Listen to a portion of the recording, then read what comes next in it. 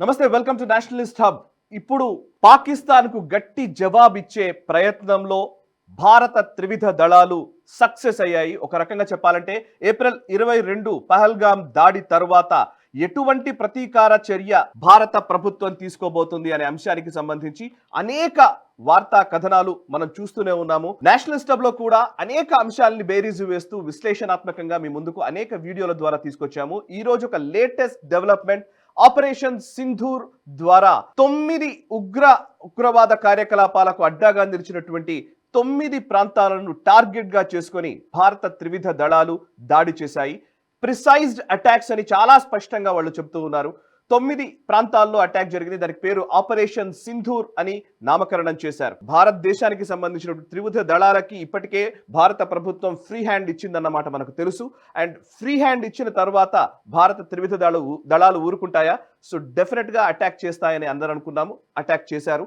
2016లో surgical strikes చేశాము. ఊరి attack తర్వాత సర్జికల్ స్ట్రైక్స్ చేయడం జరిగింది. అది భారత భూభాగం నుంచి భూభాగమైనటువంటి పాకిస్తాన్ ఆక్రమిత భూభాగం POJKలోకి వెళ్ళి వాళ్ళని ఆ ఉగ్రవాద శిబిరాలని ధ్వంసం చేశారు మన భారత ఆర్మీ జవాన్లు. అండ్ అప్పుడు పారా SF ఫోర్సెస్ కి అప్పుడు ఫుల్ ఫ్లెడ్జ్డ్ గా వాళ్లే ఆపరేషన్ నిర్వహించారు. ఆ తర్వాత కాలంలో బాలాకోట్ ఎయిర్ స్ట్రైక్స్ చేశాము. అప్పుడు ఇండియన్ ఎయిర్ ఫోర్స్ దాంట్లో ఇన్వాల్వ్ అయింది. ఈసారి అసలు భారత భూభాగం నుంచి లోపలికి వెళ్ళడానికి ఎవరో మన ఆర్మ్డ్ పర్సనల్స్ వెళ్ళడం కాదు, డైరెక్ట్ గా ప్రిసైజ్డ్ గా ఎక్కడెక్కడ ఉగ్రవాద శిబిరాలు ఉన్నాయో, ఎక్కడెక్కడ ట్రైనింగ్ క్యాంప్స్ ఉన్నాయో ఆ ట్రైనింగ్ క్యాంప్స్ ని టార్గెట్ గా చేసుకొని దాడులు నిర్వహించింది భారత త్రివిధ దళాలు. అందులో దానికి సంబంధించిన డీటెయిల్స్ కూడా చెప్పడం జరిగింది.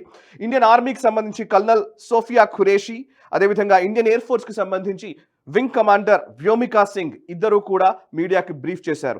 అండ్ వీళ్ళిద్దరిని కూడా కోఆర్డినేట్ చేస్తూ ఫారిన్ సెక్రటరీ విక్రమ్ మిశ్రీ పూర్తి డీటెయిల్స్ ని కూడా తెలియజేయడం జరిగింది. అసలు ఎక్కడెక్కడ అటాక్ చేశారు ఏంటి అనే విషయాలకు సంబంధించి కల్నల్ సోఫియా ఖురేషి కావచ్చు and wing commander Vyomika Singh కావచ్చు డీటెయిల్స్ చెప్పడం జరిగింది. ఫస్ట్ నేను డీటెయిల్స్ చెప్తాను. నిజానికి తెలుగు ప్రసార మాధ్యమాలు ఎక్కడ కూడా మీకు ఇటువంటి ఇన్ఫర్మేషన్ ఇస్తారని నేను అనుకోవట్లేదు. సో కొంచెం డీటెయిల్డ్ డిస్కషన్లోకి మనం వెళ్ళబోతున్నాము. అండ్ అంతేకాదు రాజకీయ విశ్లేషకులు, అంతర్జాతీయ వ్యవహారాల నిపుణులు శ్రీ మామిడి గిరిధర్ గారు కూడా మనకు చర్చలో జాయిన్ అవుతున్నారు. అండ్ అంతేకాదు మరికాసేపట్లో సురేష్ కొచ్చాట్లి గారు సీనియర్ జర్నలిస్ట్ మరికాసేపట్లో చర్చలో జాయిన్ అవుతారు. అండ్ ఈ డిస్కషన్ చాలా ఇంపార్టెంట్ డిస్కషన్. నిజానికి పహల్గామ్ అటాక్కి ముందు, పహల్గామ్ అటాక్ తర్వాత అనే కోణంలో ఇప్పుడు అంతర్జాతీయ మాధ్యమాల్లో అన్నిట్లలో కూడా చర్చ జరుగుతోంది. ఇంతకుముందు జరిగిన ఉగ్రవాద చర్యలు ఒకవైపు, ఇప్పుడు పహల్గామ్ అటాక్ తర్వాత భారత ప్రభుత్వం తీసుకునే చర్యలు ఇంకోవైపు అన్నట్లుగానే మన డిస్కషన్ అంతా నడుస్తోంది. సో ఈ నేపథ్యంలో అసలు ఏం జరిగిందో చెప్పే ప్రయత్నం చేస్తాను. అండ్ సోఫియా ఖురేషి అదేవిధంగా వ్యోమికా సింగ్ ఇద్దరు చేసినటువంటి ఆ బ్రీఫింగ్ ని నేను కొంత డీకోడ్ చేసే ప్రయత్నం చేయబోతున్నాము. అండ్ ఇద్దరు చాలా ఇంపార్టెంట్. ఖురేషి ఒకవైపు అండ్ వ్యోమికా సింగ్ ఇంకోవైపు. నిజానికి పాకిస్తాన్ నుంచి ఎక్కువగా వాళ్ళు ఈ మధ్య కాలంలో చూస్తే ఈ పహల్గామ్ దాడి జరిగిన తర్వాత అసలు సిక్కులు సపోర్ట్ చేయరు అనే ఒక నెరేటివ్ ని బయటకు తీసుకొస్తూ ఉన్నారు. దానికి కౌంటర్ గానే ఏమో తెలియదు కానీ వ్యోమికా సింగ్ ని మాట్లాడమని చెప్పడం అండ్ ముస్లిమ్స్ పైన దాడి అన్న మాట నేపథ్యంలో కూడా ఖురేషికి సంబంధించిన వ్యక్తి ఖురేషి కూడా ఇప్పుడు మాట్లాడడం, ఈ రెండు కూడా చాలా కీలకమైన నెరేటివ్స్ ఆప్టిక్స్ లో మనం చూడవచ్చు. అండ్ ఆపరేషన్ సింధూర్ అని దీనికి పేరు పెట్టారు. ఈ ఆపరేషన్ కి సింధూర్ అని ఎందుకు పెట్టారు అన్న దానికి సంబంధించి కూడా కీలకమైన విషయాలు ఉన్నాయి. నిజానికి మొన్నటి పహల్గామ్ దాడిలో ఒక ఫోటో మాత్రం వైరల్ అయిపోయింది. అప్పుడే మొన్న మధ్యనే పెళ్లి చేసుకున్నటువంటి ఒక జంట పహల్గామ్ కి వచ్చారు. వాళ్ళు హనీమూన్ ట్రిప్ లో కూడా ఉన్నారు. అట్లాంటప్పుడు ఒక భర్తని చంపేసిన సందర్భము అండ్ హిందూ అని గుర్తించి కాల్చారు. హిందువా కాదా అని నిర్ధారించుకొని హిందువైతే చంపాలి అన్నట్టుగా వాళ్ళు చంపిన విధానం మనకు తెలుసు. సో హిందువు అనగానే ఖచ్చితంగా బొట్టు చాలా ఇంపార్టెంట్. అండ్ భర్తను కోల్పోయిన ఆ ఆడ మనిషికి న్యాయం చేస్తున్నాము అనే కోణంలో సింధూర్ అనే పేరు పెట్టారనే ఒక అభిప్రాయం కూడా వస్తోంది. అండ్ అంతేకాదు మోదీకో బతావ్ అని చెప్పేసి టెర్రరిస్ట్ ఒక మాట అన్నాడు, అక్కడ ఉన్న వాళ్ళకి చెప్పాడు అని చెప్పి. సో ఆ టెర్రరిస్ట్ కి మోదీకో బతావ్ అన్నారు కాబట్టి మోదీ ఇప్పుడు మాట్లాడుతున్నాడు అన్న మాటను కూడా ఇప్పుడు వైరల్ చేస్తున్న పరిస్థితి కనబడుతుంది. సో ఈ నేపథ్యంలో ఆపరేషన్ సింధూర్కి సంబంధించిన డీటెయిల్స్ లోకి వెళదాం. సో నేను కొన్ని గ్రాఫికల్ ప్లేట్స్ లో ఈ డీటెయిల్స్ చెప్పే ప్రయత్నం చేస్తాను. ఇప్పటికే మీడియాకి చాలా బ్రీఫింగ్ జరిగిపోయింది. మీడియాలో సమావేశంలోనే వారు చాలా స్పష్టంగా ఎక్కడెక్కడ టెర్రర్ దాడులు చేశామని చెప్పారు. కానీ దాన్ని కొంచెం తెలుగులో నేను ఇంకొంచెం డీటెయిల్డ్గా చెప్పే ప్రయత్నం చేస్తాను. సో మొత్తం 9 టార్గెట్స్, అందులో 9 టార్గెట్స్ చూసినట్లయితే మొదటి 5 టార్గెట్స్ పాకిస్తాన్ ఆక్రమిత భారత భూభాగంలో జరిగింది, అంటే పిఓజేకేలో జరిగాయి. బట్ మిగతా 4 పాకిస్తాన్లో జరిగాయి. అంటే ఇంటర్నేషనల్ బార్డర్లు కూడా క్రాస్ చేసి మనం దాడి చేశాం. అందులో ఒకటి బహవల్పూర్ 100 కిలోమీటర్ల లోపలికి వెళ్ళి దాడి చేయడం జరిగింది. 100 కిలోమీటర్ల లోపలికి ఇంటర్నేషనల్ బార్డర్ నుంచి బహవల్పూర్లో దాడి చేయడము. అండ్ మురిట్కేలో 30 కిలోమీటర్ల లోపలికి వెళ్ళి ఇంటర్నేషనల్ బార్డర్ నుంచి అక్కడ దాడి చేయడము. గుల్పూర్లో సవాయ్ క్యాంప్, అదేవిధంగా Bilal camp, Kotli camp, Barnala camp, Sarjal camp, Mehmoona camp, ఇవన్నిటిలో కూడా దాడి చేయడం జరిగింది. అండ్ ఇందులో నేను కొంచెం డీటెయిల్స్లోకి వెళ్తే, సో ఇది ఆర్మ్డ్ ఫోర్సెస్ నుంచి వచ్చినటువంటి ఫోటో. ఇందులో మనకు డీటెయిల్గా ఎక్కడెక్కడ ఏమేమి ఉన్నాయో కూడా మనకు తెలుస్తుంది. సో సవాయ్ నాలా, సయ్యద్ నా బిలాల్, అదేవిధంగా మస్కరే ఎక్సా, చేలాబందీ, అబ్దుల్లా బిన్ మసూద్, దులాయ్, గర్హీ హబీర్, ఇట్లా అన్ని పేర్లు 21 ప్లేసెస్, 21 అటాక్స్ జరిగాయి.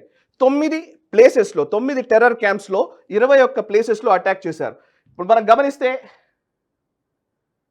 ఇది పిఓజేకే ఎల్ఓసి, ఇది ఈ పింక్ కలర్లో ఉన్నది లైన్ ఎల్ఓసి అంటారు. అంటే పాకిస్తాన్ ఆక్రమిత భూభాగం ఇదంతా పిఓజేకే, ఇదంతా పిఓజేకే, పాకిస్తాన్ ఆక్రమిత భూభాగం.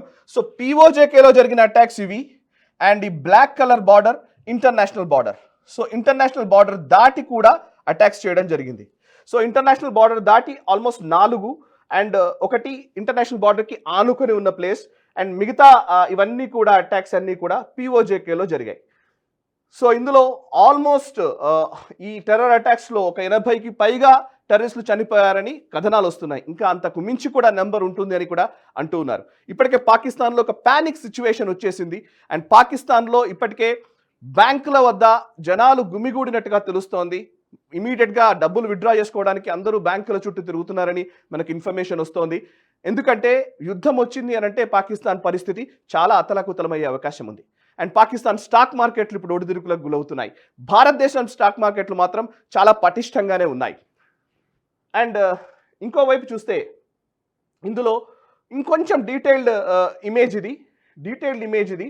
దీంట్లో నేను ఇందాక చూపించినట్టుగా ఇది ఈ చిన్న చిన్న లైన్స్ అన్నీ కూడా పాకిస్తాన్ ఆక్రమిత ఎల్ఓసికి సంబంధించినటువంటి ప్లేసెస్ ఇవి. ఈ పింక్ లైన్ వచ్చేసి ఎల్ఓసి, అండ్ ఈ బ్లాక్ లైన్ ఇవి వచ్చేసి ఇంటర్నేషనల్ బార్డర్. సో ఇందులో చూస్తే ముజఫరాబాద్లో జరిగిన అటాక్స్ 2 ప్లేసెస్, అండ్ కొట్లీలో 2 ప్లేసెస్, గుల్పూర్లో ఒక ప్లేస్, కొట్లీలో ఒక ప్లేస్, అండ్ భీంబర్లో ఒక ప్లేస్, అదేవిధంగా సియాల్కోట్లో, ఇది ఇంటర్నేషనల్ బార్డర్ దాటిన ప్లేస్, ఇది సియాల్కోట్లో ఒక అటాక్ చేశారు. అండ్ మురిట్కేలో ఒక అటాక్ జరిగింది. ఇవన్నీ చూసినట్లయితే ఇక్కడ బహవాల్పూర్, ఇది చాలా ఇంపార్టెంట్ ప్లేస్, 100 కిలోమీటర్లు ఇంటర్నేషనల్ బార్డర్ దాటి చేసిన అటాక్, ఇది బహవాల్పూర్లో అటాక్ జరిగింది. సో భారతదేశము పాకిస్తాన్కి వాళ్ళ పద్ధతిలోనే జవాబు చెబుతుంది అనడానికి ఇది నిదర్శనం. అండ్ అంతేకాదు ఇందులో కొన్ని డీటెయిల్డ్ ఇన్ఫర్మేషన్స్ కూడా ఉన్నాయి. సవాయ్ నాలా క్యాంప్ గురించి మనం చెప్పుకోవాలి. సవాయ్ నాలా క్యాంప్ ఎల్ఓసికి 30 కిలోమీటర్ల దూరంలో ఉంది. 30 కిలోమీటర్ల దూరంలో పిఓజేకేలో ఉన్నటువంటి ఈ భూభాగము ఎల్ఈటి, లష్కర్ తైబాకి సంబంధించినటువంటి మెయిన్ క్యాంప్గా కూడా చెప్తూ ఉన్నారు. 2024లో గుల్మార్గ్ దాడి కావచ్చు, లేకపోతే పహల్గామ్ అటాక్స్లో, ఇప్పుడు మొన్న జరిగిన పహల్గామ్ అటాక్స్లో ట్రైన్ అయినటువంటి ఉగ్రవాదులు ఇక్కడే ఈ సవాయ్ నాలా క్యాంప్లోనే ట్రైనింగ్ తీసుకొని వచ్చి పహల్గామ్లో దాడి చేశారు. సో అదే ట్రైనింగ్ క్యాంప్ని ధ్వంసం చేయడం జరిగింది. ఇది లష్కర్ తైబాకి సంబంధించినటువంటి టెర్రర్ క్యాంప్. ఇంకోవైపు సైద్నా బిలాల్ క్యాంప్, ఇది ముజఫరాబాద్ దగ్గర ఉంది. ముజఫరాబాద్ అనేది కూడా మనం చూస్తే ఇక్కడ జేఈఎంకి సంబంధించినటువంటి స్టేజింగ్ ఏరియా అని చెప్తూ ఉంటారు. జైషే మహమ్మద్కి సంబంధించినటువంటి కేంద్ర కార్యాలయంగా కూడా చెప్తూ ఉన్నారు. సో అక్కడ దాడి చేశారు. అండ్ అంతేకాదు గుల్పూర్ క్యాంప్ కొట్లీలో ఉంది.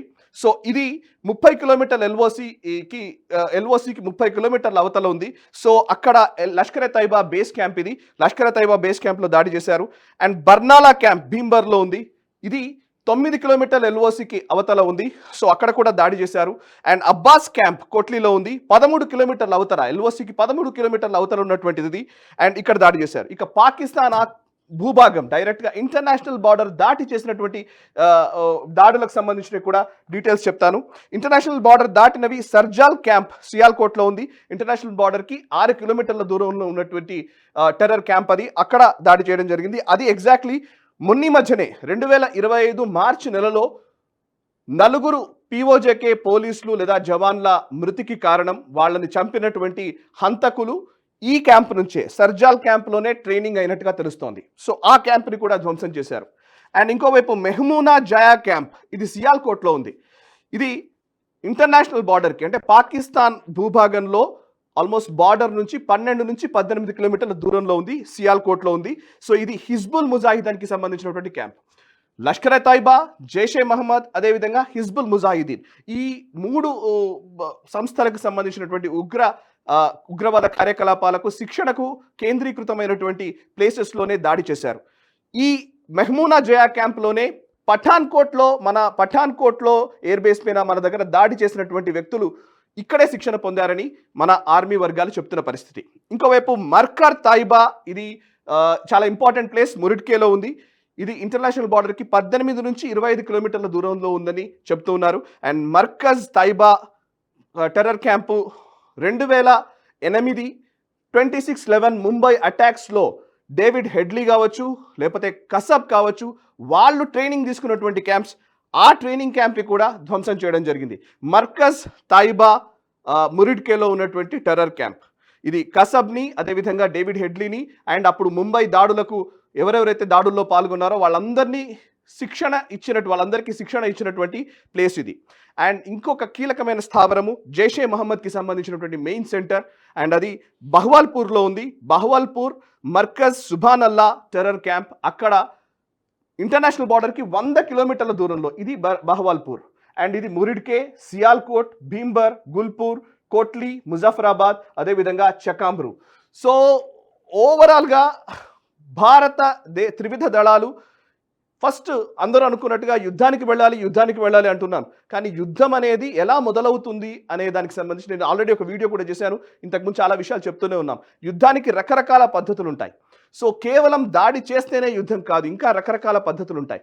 ఇప్పటికే పాకిస్తాన్కి ఇండస్ వాటర్ ట్రీటీని రద్దు చేయడము, అండ్ ఇప్పుడు నిన్ననే ఒక స్టోరీ కూడా వస్తోంది, పాకిస్తాన్లో వరదలు రాబోతున్నాయి అని అలర్ట్స్ కూడా ఇచ్చారు.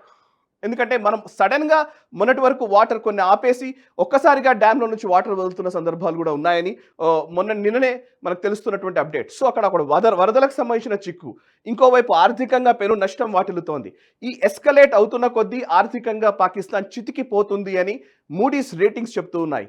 ఓవైపు ఆర్థికపరమైన యుద్ధము, ఇంకోవైపు నీటి యుద్ధము, ఇంకోవైపు డైరెక్ట్గా సర్జికల్ స్ట్రైక్స్ లాంటి, ఎయిర్ స్ట్రైక్స్ లాంటి ఈ direct attack on terror camps.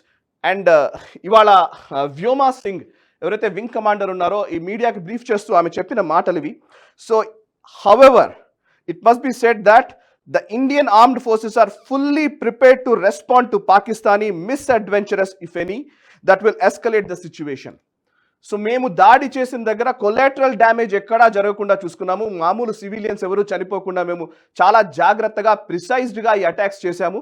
ఎక్కడెక్కడ టెర్రర్ క్యాంప్స్ ఉన్నాయి, ఆ టెర్రర్ క్యాంప్స్ ఏ ఉగ్రవాద కార్యకలాపాల్లో ఇన్వాల్వ్ అయ్యాయి, ఎవరెవరు ఉగ్రవాదులు దాంట్లో ఉన్నారు, వీటికి సంబంధించిన క్లియర్ ఇంటెలిజెన్స్ ఇన్ఫర్మేషన్ని బేస్ చేసుకొని వాటిపైన ప్రిసైజ్డ్గా దాడి చేశాము.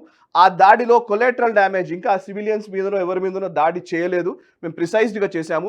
మిలిటరీ బేస్లను కానీ మిలిటరీకి సంబంధించినటువంటి వాటి మీద దాడి చేయలేదు. ఒకవేళ మిలిటరీ కనుక పాకిస్తాన్ మిలిటరీ కనుక ఇది అఫెన్సివ్గా తీసుకొని రిటాలియేట్ చేస్తే, వాళ్ళు కనుక తిరిగి దాడి చేస్తే మేము ఫుల్లీ ప్రిపేర్డ్గా ఉన్నాము. మేము వాళ్ళు మిస్అడ్వెంచరస్గా ఏమైనా చేశారంటే కనుక మేము ఖచ్చితమైన జవాబు చెప్పడానికి సిద్ధంగా ఉన్నాము అన్న మెసేజ్ని కూడా భారత ప్రభుత్వం నుంచి డైరెక్ట్గా పాకిస్తాన్కి వెళ్ళింది. సో ఇది ఓవరాల్గా సింపుల్ డీటెయిల్స్. నేను ఇంకా లోతైన విశ్లేషణలోకి వెళదాము. మామిడి గిరిధర్ గారు ప్రస్తుతం మనకు లైవ్లో అందుబాటులో ఉన్నారు. గిరిధర్ గారిని అడుగుతాను. గిరిధర్ గారు నమస్కారం సార్. నమస్తే సాయి. నమస్తే గిరిధర్ గారు. నేను ఇప్పటివరకు కొంత గ్రాఫికల్గా ఎక్కడెక్కడ జరిగినాయి అటాక్స్ అని చెప్పాను. మీడియా బ్రీఫ్ చేసిన అంశాలకు సంబంధించి కొన్ని విషయాలు ప్రేక్షకులకు తెలియజేసే ప్రయత్నం చేస్తాను. చేశాను. ఫస్ట్ గిరిధర్ గారు, నాకు యాక్చువల్లీ మీరు మొదటి రోజు పహల్గాం దాడి జరిగిన తర్వాత మనం చేసిన డిస్కషన్ విశ్లేషణ నాకు గుర్తుంది. అప్పుడు మీరు అన్నారు యుద్ధం అంటే ఒకే పద్ధతిలో ఉండదు, రకరకాల పద్ధతిలో ఉంటుంది అని. సో ఇప్పుడు సర్జికల్ స్ట్రైక్స్ అప్పుడు చేసినప్పుడు సర్జికల్ స్ట్రైక్స్ ఏమో ఇండియన్ ఆర్మీ పాకిస్తాన్ ఆక్రమిత భారత భూభాగంలోకి వెళ్ళి దాడి చేశారు.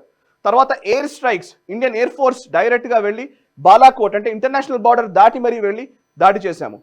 ఇప్పుడు నిజానికి ఆర్మ్డ్ ఫోర్సెస్ లోపలికి వెళ్ళడం కాదు, మనం ఉన్న చోటనే ఉంటూ మనం డైరెక్ట్గా ప్రిసైజ్డ్గా దాడి చేయొచ్చు అనేది ఈసారి కనిపించింది. సో కామికాజీ డ్రోన్స్ ని వాడారు అనేది కూడా ఒక విషయం వినబడుతోంది. మిజైల్ అటాకా, డ్రోన్స్ అటాకా, లేకపోతే మనం ఉన్న చోటనే వాళ్ళపైన దాడి చేసినా కూడా వాళ్ళ డిఫెన్సివ్ సిస్టమ్ అంతగా పకడ్బందీగా లేదు అని మనం నిర్ధారించుకోవాలా? ఈ దాడిని మీరు ఎట్లా అర్థం చేసుకోవాలంటారు? టేక్అవేస్ చెప్తారా ఫస్ట్? సాయి, మనకు చూస్తే కనుక మనం ఫస్ట్ టైం చేసిన ప్రోగ్రామ్ కావచ్చు, లేదా గ్లోబల్ రౌండప్ కావచ్చు, డిఫెన్స్ రౌండప్ కావచ్చు, వీటిలో అన్నిట్లో కూడాను ఈ పహల్గామ్ దాడి జరిగిన తర్వాత మనం విశ్లేషించుకుంటున్న వాటిలో ఒక కామనాలిటీ ఏమంటే, మనకు దినాలు అయ్యేంత వరకు దాడి జరగదు అని చెప్పాము. మనకు 10వ రోజు ధర్మోదకాలు ఉంటాయి, 11వ రోజు సపిండీకరణ ఉంటుంది, 12వ రోజు మనకు మొదటి మాసికం ఉంటుంది. ఇది అయిన తర్వాతనే దాడులు జరుగుతాయని మనం అప్పుడే చర్చించుకున్నాం మనం. ఎందుకంటే మోదీ గారి ప్యాటర్న్ మనం చూసాం. ఊడి సర్జికల్ స్ట్రైక్స్ అప్పుడు కావచ్చు, లేదా బాలాకోట్ ఎయిర్ స్ట్రైక్స్ అప్పుడు కావచ్చు, ఇదే పాటించారు ఆయన. దినాలు అయ్యాకే ఆయన దాడులు చేశారు. కాబట్టి అదే పంతాలు మనం చూసామంటే 14వ రోజు దాడి జరిగింది. అంటే ఈ ఘటన జరిగిన 14వ రోజు, 13వ రోజుకి మనకి శాంతి శుద్ధి అవుతుంది కాబట్టి దాని మరుసటి రోజు దాడి చేశారు. సో ఆ ప్యాటర్న్ మనం గెస్ చేసాం, దాని తర్వాత జరుగుతుందన్నాం, అలాగే జరిగింది. రెండవది మనం చూస్తే, ఫస్ట్ టైం నువ్వు అన్నట్లు ఆర్మీ మాత్రమే ఇన్వాల్వ్ అయి ఉండింది. రెండవ ఆపరేషన్ లో ఓన్లీ ఎయిర్ ఫోర్స్ ఇన్వాల్వ్ అయి ఉంది. ఈసారి త్రివిధ దళాలు కూడా ఇన్వాల్వ్ అయి ఉన్నాయి దీంట్లో. అఫ్ కోర్స్ యాక్చువల్ దాడి చేసింది రెండే చేశాయి, మనకు సైన్యము తర్వాత ఎయిర్ ఫోర్స్ చేశాయి, కానీ నేవీ కూడా మోహరింపు చేసింది. నేవీ మోహరింపు చేసేసరికి వాళ్ళు నేవీ ఎప్పుడు కరాచీ మీద పడుతుందో అని భయంతో వాళ్ళు సన్నాహాలు చేసుకుంటూ కూర్చున్నారు వాళ్ళు. కాబట్టి డైవర్షనరీ టాక్టిక్స్ మనం చేసాం. ఈ మూడిట్లో కామనాలిటీ ఏంటంటే, ప్రతిసారి కూడా మనం ఏదో విధమైనటువంటి డిప్లొమాటిక్ అటాక్స్ వాళ్ళ మీద చేస్తూనే ఉన్నాం. ఫర్ ఇన్స్టెన్స్ మనకు దీనికి మన బాల్కోట్ స్ట్రైక్స్ చేసే ముందర మనం మోస్ట్ ఫేవర్డ్ నేషన్ ట్రీటీ వాళ్ళ నుంచి తీసేసాం మనం. 200% వాళ్ళ మీద ట్యాక్స్ వేసాం మనం. కాబట్టి ఇటువంటివి కొన్ని దౌత్యపరమైన చర్యలు కూడా చేసిన తర్వాతనే మనం ఆ స్ట్రైక్స్ కూడా చేసాం ఇప్పుడు మనం. అలాగే ఈసారి కూడా చూస్తే మనం ఈ స్ట్రైక్స్ కంటే ముందర మనం అన్ని విస్తృతంగా చర్చించాము. ఇండస్ వాటర్ ట్రీటీకి సంబంధించింది కావచ్చు, ఓవర్ ఫ్లయింగ్ సంబంధించింది కావచ్చు, దౌత్యపరమైన సిబ్బందిని తగ్గించడం కావచ్చు, ఇతరత్ర మనకు అంశాలు ఏవైతే ఉన్నాయో మనకు వాణిజ్యానికి సంబంధించిన విషయాలు కావచ్చు, ఇవన్నీ కూడా ముందర ఒక విధమైనటువంటి డిప్లొమాటిక్, ఎకనామిక్, ఇవన్నీ కూడా మనం యాక్షన్స్ తీసుకుని తర్వాత కైనెటిక్ యాక్షన్ మనం తీసుకున్నాం. ఈ యాక్షన్ లో కూడా మన ఇన్ఫాక్ట్ ఈ ఎవరైతే మనకు సోఫియా ఖురేషి, లెఫ్టినెంట్ కల్నల్ సోఫియా ఖురేషి ఆవిడతో చెప్పించారో, దీంట్లో ఆఫ్ కోర్స్ ముస్లిం యాంగిల్ నువ్వు చెప్పింది ఒక విషయం ఉన్నా కానీ కూడా ఇంకో విషయం ఏంటంటే, ఆవిడ మన దేశంలో ఫస్ట్ ఒక ఆర్మీ కాంటింజెంట్ ని ఆవిడ లీడ్ తీసుకున్నటువంటి మొట్టమొదటి మహిళ ఆవిడ. అప్పుడు బిపిన్ రావత్ గారు ఇచ్చిన స్టేట్మెంట్ ఏంటంటే, ఆవిడ స్త్రీ అనో లేకపోతే ముస్లిం సముదాయం నుంచి వచ్చిందనో ఏదో అటువంటి వాళ్ళకి మేము ప్రోత్సహించడానికి కోసమో ఆవిడ పెట్టలేదు. ఆర్మీలో అటువంటివి ఉండవు, ఎవరి క్షమత ఆధారంగా వాళ్ళకి మేము పొజిషన్స్ ఇస్తాము. కాబట్టి ఆవిడ ఒక సైనిక దస్తాని ఆవిడ లీడ్ చేయగలిగిన కెపాసిటీ ఆవిడకు ఉన్నది, అందుకనే ఆవిడకి అటువంటి మేము హోదా ఇచ్చామని అని చెప్పారు. కాబట్టి అటువంటి వ్యక్తి ఆవిడ. ఓకే, అలాగే మనం చూస్తే కనుక ఇద్దరు కూడా స్త్రీలు రావడం చాలా కీలకమైంది. ఎందుకంటే స్త్రీలకు అన్యాయం జరిగింది అక్కడ. పురుషులను చంపి స్త్రీలను వైధవ్యం వచ్చే దిశగా వాళ్ళు చేసినటువంటి చర్యకు ప్రతీకారంగా స్త్రీలే ఈరోజు సమాధానం చెప్తున్నారు. కాబట్టి ఇదంతా కూడా ఒక సైకలాజికల్ వార్ఫేర్ మనం కూడా ఆడుతున్నాం వాళ్ళ మీద. కాబట్టి చాలా స్పష్టంగా వాళ్ళిద్దరు చెప్పినటువంటి స్టేట్మెంట్స్ అన్ని కూడా క్యాలిబ్రేటెడ్ గా, ప్రొఫెషనల్ గా చెప్పి వెళ్ళిపోయారు. గతంలో మనం బాలాకోట్లో స్ట్రైక్ చేసినప్పుడు ఏవో కాకులను, కొమ్మలను కొట్టి వెళ్ళారు వీళ్ళు, అంతకుమించి ఏం చేయలేదు అని ఒక పాకిస్తాన్ ఒక నెరేటివ్ తీసుకొచ్చి, ఈసారి విజువల్స్ తో సహా 9 ప్రాంతాల్లో విజువల్స్ తో సహా చూపించారు.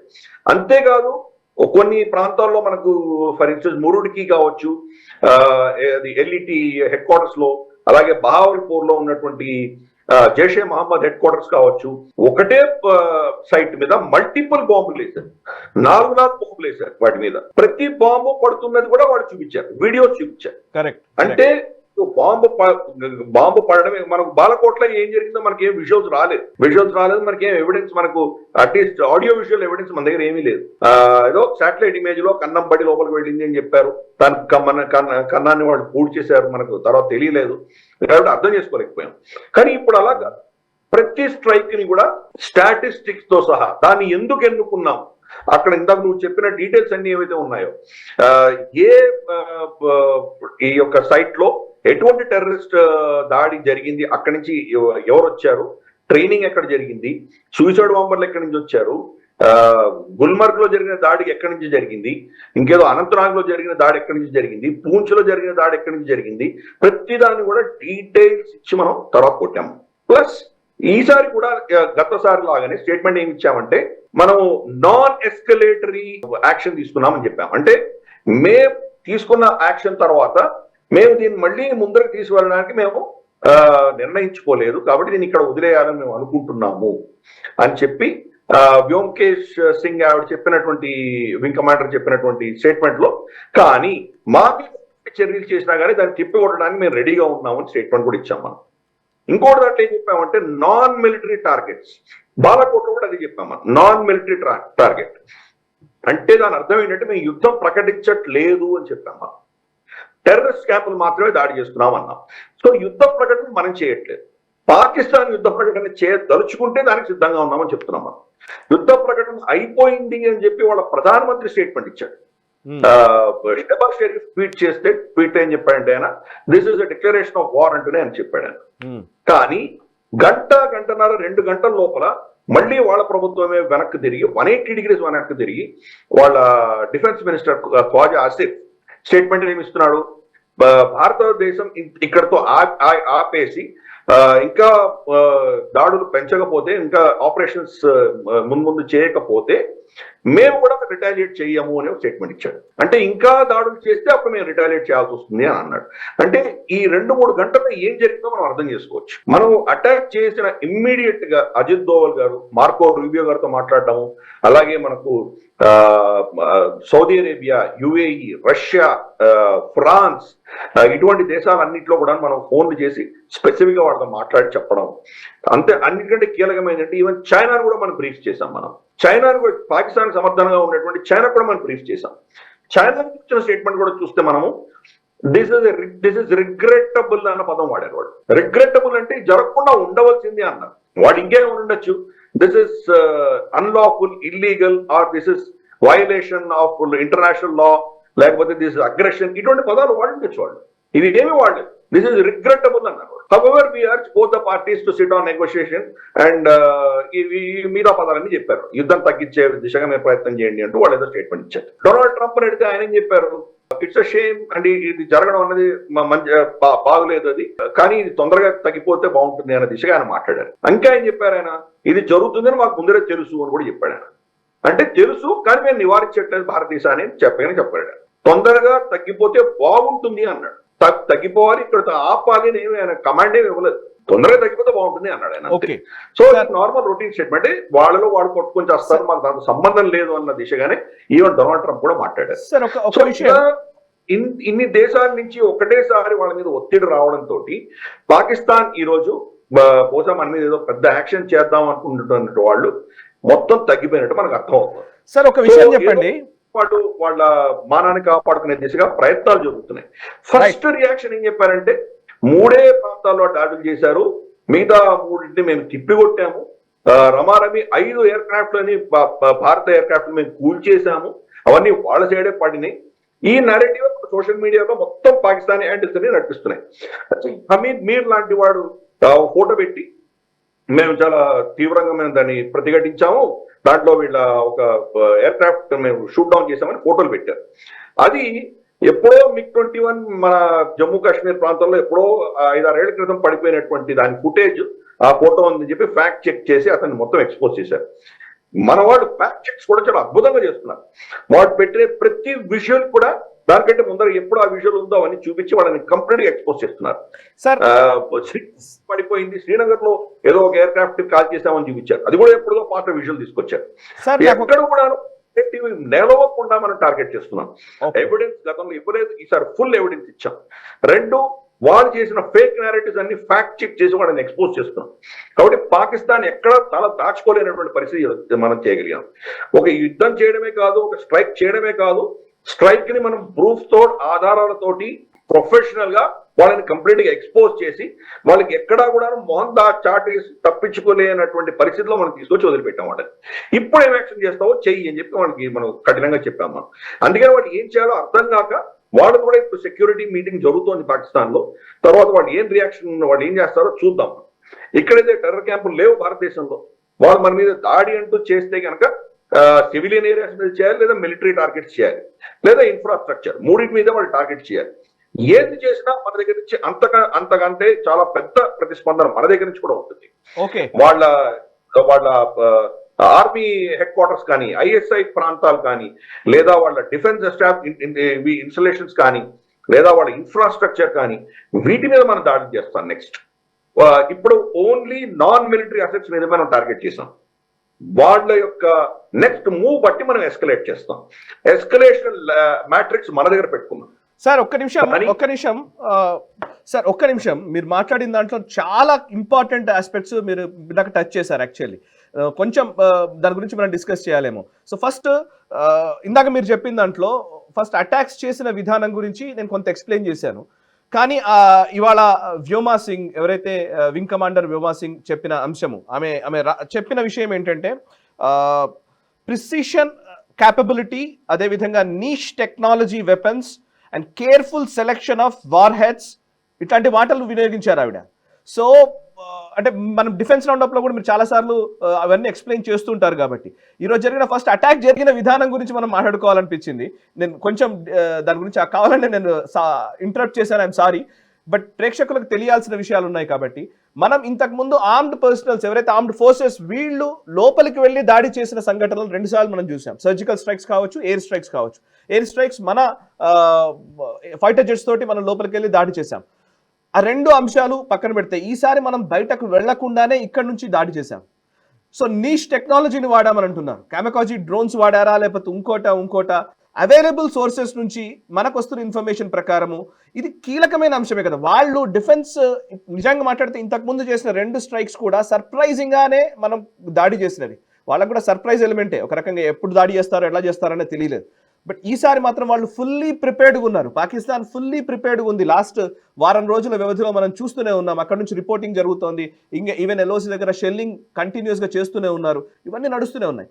ఫుల్లీ ప్రిపేర్డ్గా ఉన్నా కూడా మనం ప్రిసైజ్డ్గా దాడి చేయగలమని ఈ ఘటనతో ప్రూవ్ అయింది అని అంటున్నాను. ఒకసారి ఎక్స్ప్లెయిన్ చేస్తారా దీని గురించి? యాక్చువల్గా మన ప్రేక్షకులు కనుక డిఫెన్స్ రౌండప్ గత వారం కాకుండా అంతకంటే ముందర వారం, అంటే ఈ పహల్గాం దాడి జరిగిన తర్వాత మనం చేసినటువంటి మొదటి డిఫెన్స్ రౌండప్ ఏదైతే ఉందో, అంటే బహుశా 39th ఎపిసోడ్ అనుకుంటాను నేను.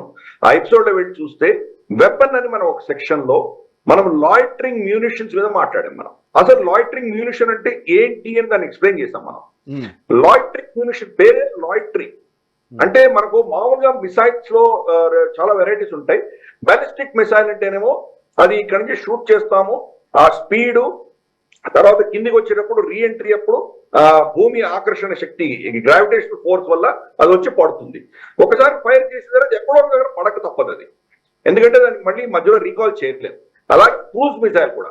క్రూజ్ మిసైల్ ఏంటంటే మనం గాల్లో వెళ్తున్నప్పుడు దాన్ని డైవర్ట్ చేయొచ్చు, మనం కిందికి పైకి డిస్టెన్స్ మార్చి ఇటువంటివన్నీ చేయొచ్చు. కానీ అది కూడా ఎక్కడో ఒక దగ్గర వెళ్ళి హిట్ చేయక తప్పదు. ఈ 2 కూడాను, బాలిస్టిక్ మిసైల్, క్రూజ్ మిసైల్స్ 2 కూడా ఎక్కడో వెళ్ళి కంప్లీట్ గా డిస్ట్రాయ్ అవ్వక తప్పదు. కానీ మనకు లాయిటరింగ్ మ్యూనిషన్స్ అనేవి ఎటువంటివి అంటే, మనకు మహాభారతంలో మనం లాస్ట్ యుద్ధం అయిపోయిన తర్వాత అర్జునుడు తర్వాత అశ్వత్థామ ఇద్దరు ఒకరి మీద ఒకరు బ్రహ్మశిరోణ మాస్త్రాలు ప్రయోగించుకుంటే నారదుడు తర్వాత వ్యాసుడు వచ్చి దాన్ని ఆకాశంలో ఆపేస్తారు. దీన్ని ఉపసంహరించుకోండి, భూమి మీద వాడకూడదు అని చెప్తారు. చెప్తే అర్జునుడు దాన్ని రీకాల్ చేస్తాడు. అంటే ఒక అస్త్రం ప్రయోగించిన తర్వాత దాన్ని మళ్ళీ వెనక్కు తీసుకోవడం అన్న టెక్నాలజీ మనకు అప్పుడు ఉండేది. అశ్వత్థామ సరే వేరే కథంతో ఉన్నది, అశ్వత్థామ రీకాల్ చేయలేకపోతాడు, అది అపాండ పరీక్షను చెప్తాడు, అదంతా వేరే కథ. కానీ రీకాలింగ్ కెపాసిటీ అన్నది ఈ యొక్క లాయిటరింగ్ మ్యూనిషన్స్ లో ఉంది. అంటే మనం మిసైల్ ఫైర్ చేసినా కానీ కూడా మనం దాడి చేయకూడదు అనుకుంటే కనుక దాన్ని మళ్ళీ వెనక్కి మళ్ళీ పిలిపించుకోవచ్చు. అటువంటి మిసైల్ అనమాట. ఒక మిసైల్ అందామా, డ్రోన్ అందామా, దాన్ని ఏమన్నా అనొచ్చు. దాన్ని లాయిటరింగ్ మ్యూనిషన్ పేరు పెట్టారు. దానికి డ్రోన్ అని పెట్టలేదు, అన్మాన్డ్ ఏరియల్ వెహికల్ అని పెట్టలేదు, మిసైల్ అని పేరు పెట్టలేదు. దాని పేరే లాయిటరింగ్ మ్యూనిషన్ అని పేరు పెట్టారు. ఆకాశంలో తిరుగుతూ ఉంటుంది అది. చాలా కాలం ఒకటే ప్రాంతంలో ఒకటే ఏరియాలో తిరుగుతూ ఉండొచ్చు. మనం ఎప్పుడైతే టార్గెట్ ఫిక్స్ చేసి దానికి కోఆర్డినేట్స్ ఇస్తామో అప్పుడు దాడి చేయగలదు. మెజారిటీ దీంట్లో కామికాజీ ఉంటాయి, చాలా మటుకు వెళ్ళి ధ్వంసం అయిపోయి అది కూడా నాశనం అవుతుంది. కానీ వీటిలో కామికాజీ కానటువంటి మళ్ళీ రీయూజబుల్ కూడా కొన్ని ఉన్నాయి ఆప్షన్స్.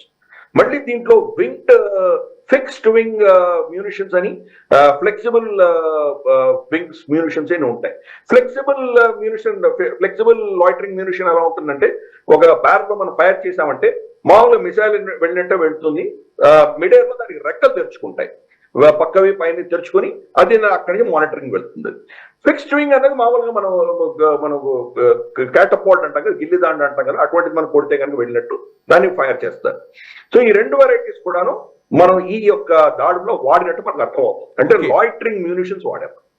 కానీ పెద్ద పెద్ద టార్గెట్స్ తీయడానికి, మురుడికి తర్వాత మనకు బహావల్పూర్ లాంటి ప్రాంతాలని మనం టేక్అవుట్ చేయడానికి పెద్ద పెద్ద హ్యామర్ ఇటువంటివి మనం పెద్ద పెద్ద మిసైల్స్ వాడాం, హెవీ మిసైల్స్ వాడాం.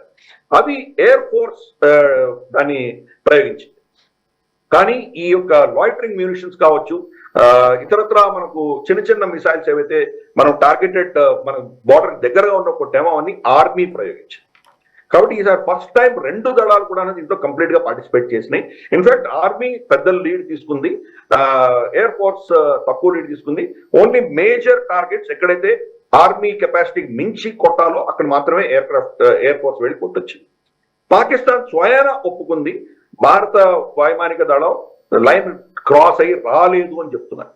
ఇది ఒక ఎత్తు చెప్తున్నారు, రెండో సైడ్ ఏమో మేము వాళ్ళ ఎయిర్ క్రాఫ్ట్ కూల్ చేశామని వాళ్ళు చెప్పుకుంటారు. మీ సైడ్ వచ్చినటువంటి మిసైల్స్ ని తర్వాత లాయిటరింగ్ మ్యూనిషన్ నే మీరు ఏం చేయలేకపోయారు. భారత సరిహద్దులో ఈవెన్ వైపు ఉన్నటువంటి ఎయిర్ క్రాఫ్ట్ మీరు ఎలా టచ్ చేయగలరు అసలు? కాబట్టి వాళ్ళ ఫేక్ అర్థం లేదు. అటువంటి చాలా వాళ్ళు ఫేక్ న్యూస్ అన్ని వాళ్ళు ప్రొపగేట్ చేస్తున్నారు. వాళ్ళు మనము ఆపరేషన్ సింధూర్ అని మనం పెడితే ఆపరేషన్ సుహాగరాత్ అని వాళ్ళు పెట్టారు, దానికి ఆపరేషన్ విద్వాన్ పేరు పెట్టారు. అంటే ఏదో మనం కౌంటర్ చేయరు కాబట్టి ఏదో పనికి మాల కౌంటరింగ్ చేస్తున్నారు, కానీ వాళ్ళకి ఎక్కడ ఏం కొట్టిందో వాళ్ళకి అర్థం కావట్లేదు. ఇన్ఫాక్ట్ ఈ దాడులు జరగగానే ఇమ్మీడియట్ గా ఆర్మీ ఏం చేసిందంటే ఆ ప్రాంతాలన్నీ వాళ్ళ అధీనంలో తీసుకుంది. అధీనంలో తీసుకొని ఏదో స్త్రీలు పిల్లలు చచ్చిపోయారు, ఇంకెవరు చావలేదు, సివిలియన్స్ చచ్చిపోయారు, ఇటువంటి స్టేట్మెంట్ వాడు ఇవ్వడం మొదలెట్టారు. మనం ఎవిడెన్స్ చూపించాం. ఇప్పుడు మనం ఇచ్చినట్టు ఎవిడెన్స్ ఓన్లీ సగం ఎవిడెన్స్ మాత్రమే, ఇంకా చాలా ఎవిడెన్స్ మన దగ్గర ఉన్నది. పాకిస్తాన్ ఎంత అబద్ధాలు చెప్తుందో అంత ఎక్స్పోజ్ చేయడానికి సిద్ధంగా ఉన్నాం. ఇప్పుడు మనకు అడిషనల్ ఇన్ఫర్మేషన్ ఏమొస్తుందంటే, మౌలానా మసూద్ అజర్ కి సంబంధించినటువంటి కుటుంబ సభ్యులు 10 మంది చనిపోయారు, అతని క్లోజ్ నలుగురు చనిపోయారని తెలుస్తోంది మనకి. కాబట్టి ఇవన్నీ కూడా క్రమేపీ పాకిస్తాన్ ఎంత ఫేక్ నారేటివ్ నడిపిస్తుందో దాన్ని కౌంటర్ చేయడానికి కూడా మనం రెడీగా ఉన్నాం. ఏదో దాడి చేసేసి వాడి ఇష్టం వచ్చినట్టు ప్రపంచవ్యాప్తంగా వెళ్ళి గతంలో బాలకోట్ చేసినప్పుడు వాడు చేసినటువంటి నేరేటివ్ లాగా ఈసారి వాడికి ఆ ఛాన్స్ ఇవ్వట్లేదు Pakistan. Even information war, narrative war కూడా మనం చేస్తున్నాము. ప్లస్ ఇవన్నీ కూడా ఆవిడ వ్యోమకేష్ సింగ్ ఆవిడ చెప్పిన దాంట్లో మనం చూస్తే కనుక దాంట్లో మ్యూనిషన్ ఎంత పెట్టాలో అంతనే పెట్టాం మేము, వాటిలో కానీ ఓన్లీ అప్రోప్రియేట్ మ్యూనిషన్ ఆవిడ చెప్పింది, ఎంత పెట్టాలో అంతనే పెట్టి కొట్టాం. దాంతో కొల్లాటరల్ డ్యామేజ్ అవ్వకుండా చూసుకున్నాం. ఏ బిల్డింగ్ టార్గెట్ చేయాలో ఆ బిల్డింగ్ మాత్రమే ధ్వంసమైంది, కానీ చుట్టుపక్కల వాళ్ళకి ఏం అవ్వలేదు, సివిలియన్స్ కి ఏం అవ్వలేదు. సివిలియన్స్ కి మాకు తెలిసిన ఇన్ఫర్మేషన్ ప్రకారం సివిలియన్స్ కి ఎవరికి దెబ్బలు తగలేదు, ఏం అవ్వలేదు అని ఆవిడ చెప్పింది. సరే, కొన్ని ఘటనలు జరుగుండొచ్చు కాక అక్కడెక్కడ, బట్ లార్జ్లీ చాలా ప్రొఫెషనల్ గా టార్గెటెడ్ ఎంత కావాలో అంతనే మ్యూనిషన్ పెట్టి పర్ఫెక్ట్ గా మన సరిహద్దులోనే ఉండి వాళ్ళని కొట్టాం. కాబట్టి ఇది పాకిస్తాన్ వాళ్ళ రెడార్స్, సెన్సర్స్, వాళ్ళ counter missile and counter drone operations ఇవన్నీ కూడా కంప్లీట్ గా ఫెయిల్ అయినాయని స్పష్టంగా అర్థమవుతుంది. ఇవన్నీ కూడా చైనా ఇచ్చింది వాళ్ళకి. అంటే చైనీస్ టెక్నాలజీ ఎంత గొప్పదో మనకు అర్థమైంది. కాబట్టి స్పష్టంగా భారతదేశం ఈ యొక్క ఈ స్ట్రైక్స్ లో అది కూడా విస్తృతంగా ఒక దగ్గరగా కింద బహావల్పూర్ వచ్చేసి చాలా దక్షిణంలో ఉంటుంది, ఆల్మోస్ట్ సౌత్ ఆఫ్ పంజాబ్ లో ఉంటుంది. అది అక్కడి నుంచి తీసుకొని ముజాఫరాబాద్ ఎక్కడో పిఓజేకేలో ఉత్తరాన ఉన్నటువంటి పిఓజేకే రమర్ 1000 కిలోమీటర్ల డిస్టెన్స్ మనం కొట్టామంటే ఆ 1000 కిలోమీటర్ డిస్టెన్స్ కూడా వాళ్ళు పసిగట్టలేకపోయారు, దేన్ని వాళ్ళు కౌంటర్ చేయలేకపోయారంటే కనుక వాళ్ళ డిఫెన్సెస్ ఎలా ఉన్నాయో, వాళ్ళ ట్రాకింగ్ సిస్టమ్ ఎలా ఉందో ఇవన్నీ స్పష్టంగా అర్థమవుతుంది మనకు. వాళ్ళని చైనాని ఇద్దరిని కూడా మనం కంప్లీట్ గా ఎక్స్పోజ్ చేశాము. మన టెక్నాలజీ, మన ప్రొఫెషనలిజము, మన ప్లానింగ్ ఎంత అద్భుతంగా ఉందో మనం డెమాన్స్ట్రేట్ చేశాం. కాబట్టి ఈరోజు చాలా సింపుల్ గా వాళ్ళిద్దరు స్త్రీలు వచ్చి ఏదో స్టేట్మెంట్ ఇచ్చి వెళ్ళారు, కానీ దీని వెనకాల మనం కనుక యాక్చువల్గా దీన్ని ఫుల్ డీటెయిల్స్ వచ్చి దీని కనుక మనం విశ్లేషిస్తే కనుక అసలు గూస్ బంప్స్ అంటారు కదా, అటువంటిది ఒక అద్భుతమైనటువంటి హాలీవుడ్ సినిమాకి తక్కువేం కాదు, అంత అద్భుతంగా మన వాళ్ళు చేశారు. ఇది మొత్తం అందరి కళ్ళు కప్పి ఫుల్ గా ప్రిపేర్డ్ అయినటువంటి ఆర్మీ, బాగా ప్రిపేర్డ్ గా లేరు కాబట్టి మనం వెళ్ళి కొట్టగలిగాం. ఈసారి ఫుల్ గా రెడీ ఉన్నటువంటి ఆర్మీని మనం ఏమి చేయలేని స్థితిలో వాళ్ళని కొట్టగలిగామంటే చాలా అద్భుతమైనటువంటి విషయం ఇది.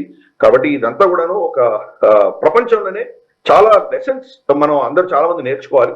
బహుశా మనం కొంత సాయం తీసుకొని ఉండొచ్చు, మేబీ ఇజ్రాయెల్ మనకు కొంత సాయం చేసి ఉండొచ్చు, అమెరికా కూడా కొంత సాయం చేసి ఉండొచ్చు కాక, బట్ అల్టిమేట్ గా ఆ ఎగ్జిక్యూషన్ అన్నది మన ప్రొఫెషనలిజం, మన ట్రైనింగ్, మనకున్నటువంటి నైపుణ్యంతో మనం చేశాం. కాబట్టి మన ఆర్మ్డ్ ఫోర్సెస్ కి, తర్వాత ప్రభుత్వానికి, వీళ్ళందరికీ కూడా మనం సెల్యూట్ చేయాలి.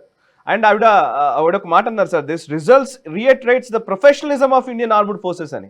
సో ప్రొఫెషనలిజం అనే మాటను వాడారు. అండ్ ఇంకొక పాయింట్ ఏంటంటే, no military establishments were targeted, India has demonstrated considerable restraint in its response. However, it must be said the Indian armed forces are fully prepared to respond to Pakistani misadventures, if any, that will escalate the situation అన్నారు. And నిజంగా మేము రెడీగా ఉన్నాం, ఒకవేళ మీరు కనుక మిస్అడ్వెంచరస్ ఏదైనా మళ్ళీ చేస్తే వీఆర్ రెడీ, అది ఈ సిచ్యువేషన్ ఇంకా ఎస్కలేట్ చేస్తుంది అనే మాటని వాడడం జరిగింది. నేను దీనికి రిలేటెడ్గానే ఇంకొక మాట ఉంది సార్. యాక్చువల్లీ 4 hours ఎగో, ఒక 4 గంటల క్రితం Indian army chief Manoj Naravane ఒక ట్వీట్ చేశారు. అభి పిక్చర్ బాకీ హే అని ట్వీట్ చేశారు ఆయన. సో ఇంకా అయిపోలేదు, ఇంకా జరగాల్సింది ఉంది అన్న ట్వీట్ ఆయన నుంచి వచ్చింది. And justice is served, Pahalgam terror attack అని పెట్టి హ్యాష్ట్యాగ్ జస్టిస్ ఈజ్ సర్వ్డ్ జై హింద్ అని, ఇది ఇండియన్ ఆర్మీ అఫీషియల్ హ్యాండిల్ నుంచి రాత్రి 1:30 గంటలకి ట్వీట్ చేశారు. ఇప్పుడు అభి పిక్చర్ బాకీ హే అని ఇండియన్ ఆర్మీ చీఫ్ 4 గంటల క్రితం ట్వీట్ చేశారు. సో అంటే ఇంకా ఎస్కలేషన్ ఉండబోతోందా అనేది ఇంకొక చర్చ కూడా ఉంది. So what you say? Of course Naravane గారు ఇప్పుడు మాజీ సైన్యాధ్యక్షుడు, ఆయన రిటైర్ అయిపోయారు ఆయన. బట్ స్టిల్ నరావనే గారు ఇచ్చినటువంటి స్టేట్మెంట్ లో పిక్చర్ అవి బాకీ హై అనే దాంట్లో చాలా అర్థాలు తీయచ్చు మనం. ఒకటి, పాకిస్తాన్ ఎస్కలేట్ చేస్తే మనం మళ్ళీ కొట్టడానికి సిద్ధంగా ఉన్నాము కాబట్టి అది ఒక అంశం. రెండవది, యాక్చువల్ పిక్చర్ బి బాకీ హై అంటే మనం సగమే పిక్చర్ చూపించాం మనం. వాడు కనుక మనకు వ్యతిరేకంగా భారతదేశం ఏమి చేయలేదు అన్నటువంటి ఒక ఫేక్ నేరేటివ్ తీసుకొస్తే ఇంకా విషయం తీసుకొస్తాం బయటికి. వాళ్ళ మనుషులు చనిపోతున్నటువంటిది, వాళ్ళ టార్గెట్స్, లైఫ్ ఫీడ్ ఏమేమి ఉన్నాయో అవి కూడా బయటికి తీసుకొస్తాం. కాబట్టి పాకిస్తాన్ ఎక్కడ తల దాచుకోలేనటువంటి పరిస్థితి తీసుకొస్తున్నామని దాంట్లో కూడా మనం అర్థం చూడొచ్చు. అంటే మేము కొంతనే ఒక ప్రీవ్యూ ట్రైలర్ మాత్రమే చూపించాం మీకు, ఇంకా మా దగ్గర చాలా ఫుటేజ్ ఉంది, ఇంకా చాలా పిక్చర్ ఉంది మా దగ్గర. మీరు కనుక ఏమైనా తోకం జాడిస్తే దాన్ని ఎలా కట్ చేయాలో మాకు తెలుసు, ఇంకా పెద్ద మీకు చిత్రం చూపించేంత శక్తి కూడా మా దగ్గర ఉంది అని చెప్పారు ఆయన. దీంట్లో 2 అర్థాలు ఉన్నాయి. అఫ్ కోర్స్ పాకిస్తాన్ ఏదో దాడి చేయక తప్పదు వాళ్ళు, కానీ వాళ్ళ దేశంలో ఈ ఫేక్ నేరేటివ్ వాళ్ళు కనుక క్యారీ చేశారంటే మేము వాళ్ళ ఎయిర్క్రాఫ్ట్ 5 ఎయిర్క్రాఫ్ట్ పడగొట్టామని, దానికి మద్దతుగా ఈవెన్ CNN కూడా వీళ్ళు చెప్పేదంతా వాళ్ళు అలాగే ప్రచురిస్తున్నారు. CNN లో చూసామంటే 5 ఇండియన్ ఎయిర్క్రాఫ్ట్ షాట్ డౌన్ అని కొటేషన్ లో పెట్టి క్లెయిమ్డ్ స్టేటెడ్ బై పాకిస్తాన్ అంటున్నారు వాళ్ళు. అంటే వాళ్ళు చేసి ఉరిపేసుకుంటున్నారు. మరి దానికి ఎందుకు పెట్టాలో నాకు అర్థం కావట్లేదు. CNN మనకు తెలిసిందే చాలా fake news. Donald Trump CNN ఎవడొచ్చినా కానీ యూఆర్ ఫేక్ న్యూస్ అంటుంటాడు వాళ్ళని. కాబట్టి అటువంటి వాళ్ళు వాళ్ళకి మద్దతు పలికి కొంత మాట్లాడారు. అల్ జజీరా కూడా వాళ్ళకి సమర్థిస్తూ కొంత మాట్లాడిన విషయం మనం చూసాం. మనం వాళ్ళ నేరేటివ్ వాళ్ళు తీసుకొచ్చే ప్రయత్నం చేస్తున్నారు. కానీ మనం దీన్ని ఏది మనం అలా వాళ్ళు చెప్పిన స్టేట్మెంట్స్ ఊరికే అలా వదిలేయట్లేదు, మనం దాన్ని ఎక్స్పోజ్ చేసుకుంటూ పెడుతున్నాం. అందుకనే పిక్చర్ అవి బాకీ హే, నువ్వు ఎంత ఫేక్ న్యూస్ తీసుకొస్తావో ఆ ఫేక్ న్యూస్ అన్ని కూడా మేము ఎక్స్పోజ్ చేయడానికి రెడీగా ఉన్నాము. అలాగే నువ్వు మా మీద ప్రతి దాడి చేస్తే దాన్ని కూడా మేము ఎదురు జవాబు ఇవ్వడానికి కూడా రెడీగా ఉన్నాము. కాబట్టి మేము దాడి చేసి ఇక్కడతో అయిపోలేదు, ఇంకా చాలా ఉంది, నువ్వేం చేస్తావో, నువ్వు ఏం చేసినా దాన్ని ప్రతిఘటించడానికి మేము సిద్ధంగా ఉన్నామని ఆ స్టేట్మెంట్ లో మనం చాలా అర్థాలు తీయచ్చు మనం. కాబట్టి ఆయన నరావనే గారు ఇచ్చిన స్టేట్మెంట్ లో ఇవన్నీ కూడా చాలా కీలకమైనవి. ప్లస్ మనం ఒక విషయం అర్థం చేసుకోవాల్సింది ఏంటంటే కనుక ఎస్కలేషన్ అవ్వకుండా మా సైడ్ నుంచి మేము ఏం చేశాము ఈ దేశాలు కానీ చెప్పాము, ఇంక్లూడింగ్ చైనా. ఎస్కలేషన్ అంటూ ఇప్పుడు చేస్తే కనుక దాని బాధ్యత పాకిస్తాన్ వహించాలి. పాకిస్తాన్ బాధ్యత వహించిందంటే కనుక మనకు ఇంకా నో హోల్డ్స్ బార్డ్, మనం ఎక్కడైనా పెట్టి దేనైనా కొట్టి రావచ్చు. కాబట్టి ఇప్పుడు ఆచితూచి వ్యవహరించవలసిన బాధ్యత పాకిస్తాన్ మీద ఉన్నది. మనం యాక్చువల్గా డిఫెన్స్ రౌండప్ లో ఇంకా డీటెయిల్ గా మాట్లాడతాను నేను ఈ వారం వచ్చే డిఫెన్స్ రౌండప్ లో. మనం యాక్చువల్గా పాకిస్తాన్ ని సరౌండ్ చేస్తున్నాం. మన అసెట్స్ ఈవెన్ తాజికిస్తాన్ లో ఉన్నాయి. తాజికిస్తాన్ లో కూడా మన సుకాయిల్ ఇవన్నీ ఉన్నాయి అక్కడ. కాబట్టి మనం తలుచుకుంటే కనుక అక్కడ ఈవెన్ మన ఏవాక్స్ కూడా ఉన్నాయి అక్కడ. కాబట్టి ఈ మొత్తం వాళ్ళ న్యూక్లియర్ ఇన్స్టాలేషన్స్ అన్నింటిని కూడా ఒకటే తాటిలో ఒకటే అటాక్ లో వాళ్ళ న్యూక్లియర్ కేపబిలిటీని కంప్లీట్ నాశనం చేయగలిగిన కెపాసిటీ మన దగ్గర ఉంది. అంటే మనం న్యూక్లియర్ దాడి చేయం, కానీ వాడికి ఎక్కడెక్కడ పొటెన్షియల్ సైట్స్ ఉన్నాయో, ఎక్కడి నుంచి వాడు న్యూక్లియర్ దాడి చేయగలడో అవన్నీ కూడా ఒకటే స్ట్రైక్ లో మనం ధ్వంసం చేయగలిగిన కెపాసిటీ మనకు ఉంది. అంటే ఇప్పుడు ఫర్ ఇన్స్టెన్స్ మనం చూసామంటే 15 నిమిషాల్లో ఈ 1000 కిలోమీటర్ల దాడులు అయిపోయినాయి. 15 నిమిషాల్లో అయిపోయినాయి మొత్తం దాడు. కాబట్టి మన దగ్గర ఎంత కెపాసిటీ ఉందో అర్థం చేసుకోవచ్చు. కాబట్టి ఇవన్నీ కూడా ఏంటంటే పాకిస్తాన్ మన కెపాసిటీ ఏంటో మనం చూపించాము. గతంలో లాగా ఫేక్ నారేటివ్ తోటి వాళ్ళు తప్పించుకోలేనటువంటి పరిస్థితి తీసుకొచ్చాం వాళ్ళని. కాబట్టి వీళ్ళు ఎటువంటి యాక్షన్ తీసుకోవడం అర్థం కావట్లేదు, లిటరల్ గా అర్థం కావట్లేదు. అందుకనే ఖాజా ఆసిఫ్ దాని నుంచి తప్పించుకోవడానికి సరే మీరు ఏదో చేశారు, అయిపోయింది, ఇంకా ఎస్కలేట్ మీరు చెయ్యరు అంటే కనుక మేము కూడా మీ మీద ప్రతీకార దాడులు చేయము అంటూ ఏదో స్టేట్మెంట్ ఇచ్చాడు ఆయన. అల్టిమేట్ గా ఇప్పుడు అసీం మునీర్ అన్న వ్యక్తి కోర్ కమాండర్స్ ముందర ఏ మొహం పెట్టుకొని వెళ్తాడో చూడాలి. కోర్ కమాండర్స్ లో విద్రోహం వస్తే గనక మరి అసీం మునీర్ అన్న వ్యక్తి ఉంటాడా ఉండడా, వాళ్ళలో ఎటువంటి ప్రాబ్లమ్స్ వస్తాయి, ఇవన్నీ కూడా రాబోయే రోజులు చూడాలి. ఆ ప్రాబ్లమ్స్ ని అధిగమించడానికి కోసం భారతదేశం మీద ఏదో చేశాము అని ఏదో చూపించడానికి ఏమైనా ప్రయత్నాలు చేస్తాడా, దానివల్ల మనకేమైనా నష్టం జరిగితే కానీ మనం ఎటువంటి కౌంటర్ మెషర్స్ చేస్తాము, ఇవన్నీ కూడా ఇప్పుడు ఇంకా ఎవాల్వింగ్ సిచ్యువేషన్. అందుకనే వాళ్ళ ప్రెస్ బ్రీఫింగ్ లో వాళ్ళు ఏం చెప్పారంటే this is an evolving situation, so we're not taking any questions అని వెళ్ళిపోయారు. చూద్దాం రాబోయే కొద్ది ఇప్పుడు మీటింగ్స్ కూడా జరుగుతున్నాయి. మనకు బోర్డర్ లో ఉన్నటువంటి చీఫ్ మినిస్టర్స్ అందరితోటి మనకు అమిత్ షా గారు కలుస్తున్నారు, రాజ్నాథ్ సింగ్ గారు ఫార్వర్డ్ పొజిషన్స్ కి వెళ్తున్నారు, ఆయన కేబినెట్ మీటింగ్ జరుగుతున్నాయి. కాబట్టి ఇంకా చాలా ఉన్నది. ఇది ఇక్కడతో అయిపోయింది, మనం ఏదో సాధించేసామన్న విషయం కాదు. ఇంకా దీన్ని టైట్ చేసి స్క్రూ టైట్ చేసేటువంటి పరిస్థితులు ఇంకా రాబోతున్నాయి. ఇంకా చాలా డెసిషన్స్ ఉంటాయి, ఇక్కడతో ఆగిపోలేదు. కైనెటిక్ ఆప్షన్ మనం ఫస్ట్ చేసాము, ఎస్కలేట్ చేయదలుచుకోలేదు, ఒక మెసేజ్ ఇచ్చి మనం ఊరుకున్నాం. ఇప్పుడు నెక్స్ట్ స్టెప్ పాకిస్తాన్ ఏం చేస్తుందో చూసి దాని ఆధారంగా మనం కూడా క్యాలిబ్రేట్ చేసి మన నెక్స్ట్ స్టెప్ మనం కూడా తీసుకుంటాం. ఓకే. అండ్ ఇంకొక విషయం సార్, ఇప్పుడు నిజంగానే మీరు అన్నట్టుగా చాలా స్టెప్స్ ఉన్నాయి, ఒకటే కాదు. మనం అటాక్ చేసిన తర్వాత ఇప్పుడే విజువల్ కూడా వస్తుంది. Actually Pakistani tick talk handles లో షేర్ అయినటువంటి విజువల్ గా చూపిస్తున్నారు. లాహోర్ సమీపంలో ఒక పాకిస్తానీ ఫైటర్ జెట్ ని నేల కూల్చడం జరిగింది అని కొన్ని విజువల్స్ బయటకు వస్తున్నాయి బేసికల్లీ. సో యాక్చువల్లీ నాకు కొంచెం క్రెడిబుల్ ట్విట్టర్ హ్యాండిల్స్ నుంచే వచ్చిన ఇన్ఫర్మేషన్. ఈ మధ్య కాలంలో ఏది ఫేక్ ఏది నిజం కూడా చెప్పడానికి లేదు. అట్లాంటి ఫైటర్ జెట్ ఒకటి పాకిస్తాన్ది నేల కూలింది అనే విజువల్ ని పాకిస్తానీ హ్యాండిల్స్ లో వస్తున్న వార్త, అది నిజమేనా కాదా, దానికి ఏమన్నా మీకున్న సోర్సెస్ ప్రకారం దాన్ని ఎట్లా అర్థం చేసుకోవాలో చెప్తారా ఏమన్నా? అంటే ఇప్పుడు ఈ సమయంలో చాలా చాలా ఫేక్ న్యూస్ నడుస్తున్నాయి కాబట్టి మనం కొంత ఆగాలి. దీనికి మళ్ళీ కొంత క్రాస్ వెరిఫికేషన్ అయిన తర్వాత అన్ని బయటకు పడతాయి. ఫర్ ఇన్స్టెన్స్ క్రెడిబుల్ హ్యాండిల్స్ అని నువ్వు అంటున్నావు, అవి మీరు క్రెడిబుల్ హ్యాండిల్ కాదా? ఆ దేశంలో ఉన్న మోస్ట్ పాపులర్ జర్నలిస్ట్ అతనే ఫేక్ బ్యాటిల్ చేస్తున్నాడు. కాబట్టి నజం సేఠి అసలు బ్లేటెంట్ లైక్ కన్ను రెప్ప వాల్చకుండా స్పష్టంగా చెప్తున్నాడు, ఇది ఫాల్స్ ఫ్లాగ్ ఆపరేషన్, భారతదేశమే పహల్గామ్ లో వాళ్ళనే చంపుకుంది అని ఓపెన్ గా చెప్తున్నాడు. మరి నజం సేఠి అంతటి రెప్యూటెడ్ జర్నలిస్ట్ మాట్లాడుతున్నారంటే వాళ్ళలో ఎటువంటి చిత్తశుద్ధి ఉందో, ఏం ప్రొఫెషనల్ ఉందో మనం అర్థం చేసుకోవచ్చు. కాబట్టి అక్కడి నుంచి వచ్చే డేటా అంతా కూడా మనం ఇమ్మీడియట్ గా దాన్ని ఆన్ ద ఫేస్ వాల్యూ మనం యాక్సెప్ట్ చేయకూడదు. F-16 ఒకటి కూల్చేసాం మనం అని చెప్పి ఒక స్టేట్మెంట్ వస్తుంది పాకిస్తాన్ సైడ్, మనం కూల్చామని చెప్పి సోషల్ మీడియా చాలా వైరల్ అయింది. కానీ నిజంగా అది F-16 కూలిందా కూలలేదా ఏమైంది అన్నది క్రమేపీ తెలుస్తుంది. ఇంకా రాత్రి సమయంలో మనకేం తెలియదు, ఇంకా ఇప్పుడే తెల్లవారింది, ఇప్పుడే అన్ని ఆ డీటెయిల్స్ అన్ని రావడం మొదలు పెడతాయి, ఫిల్టర్ అవుతాయి.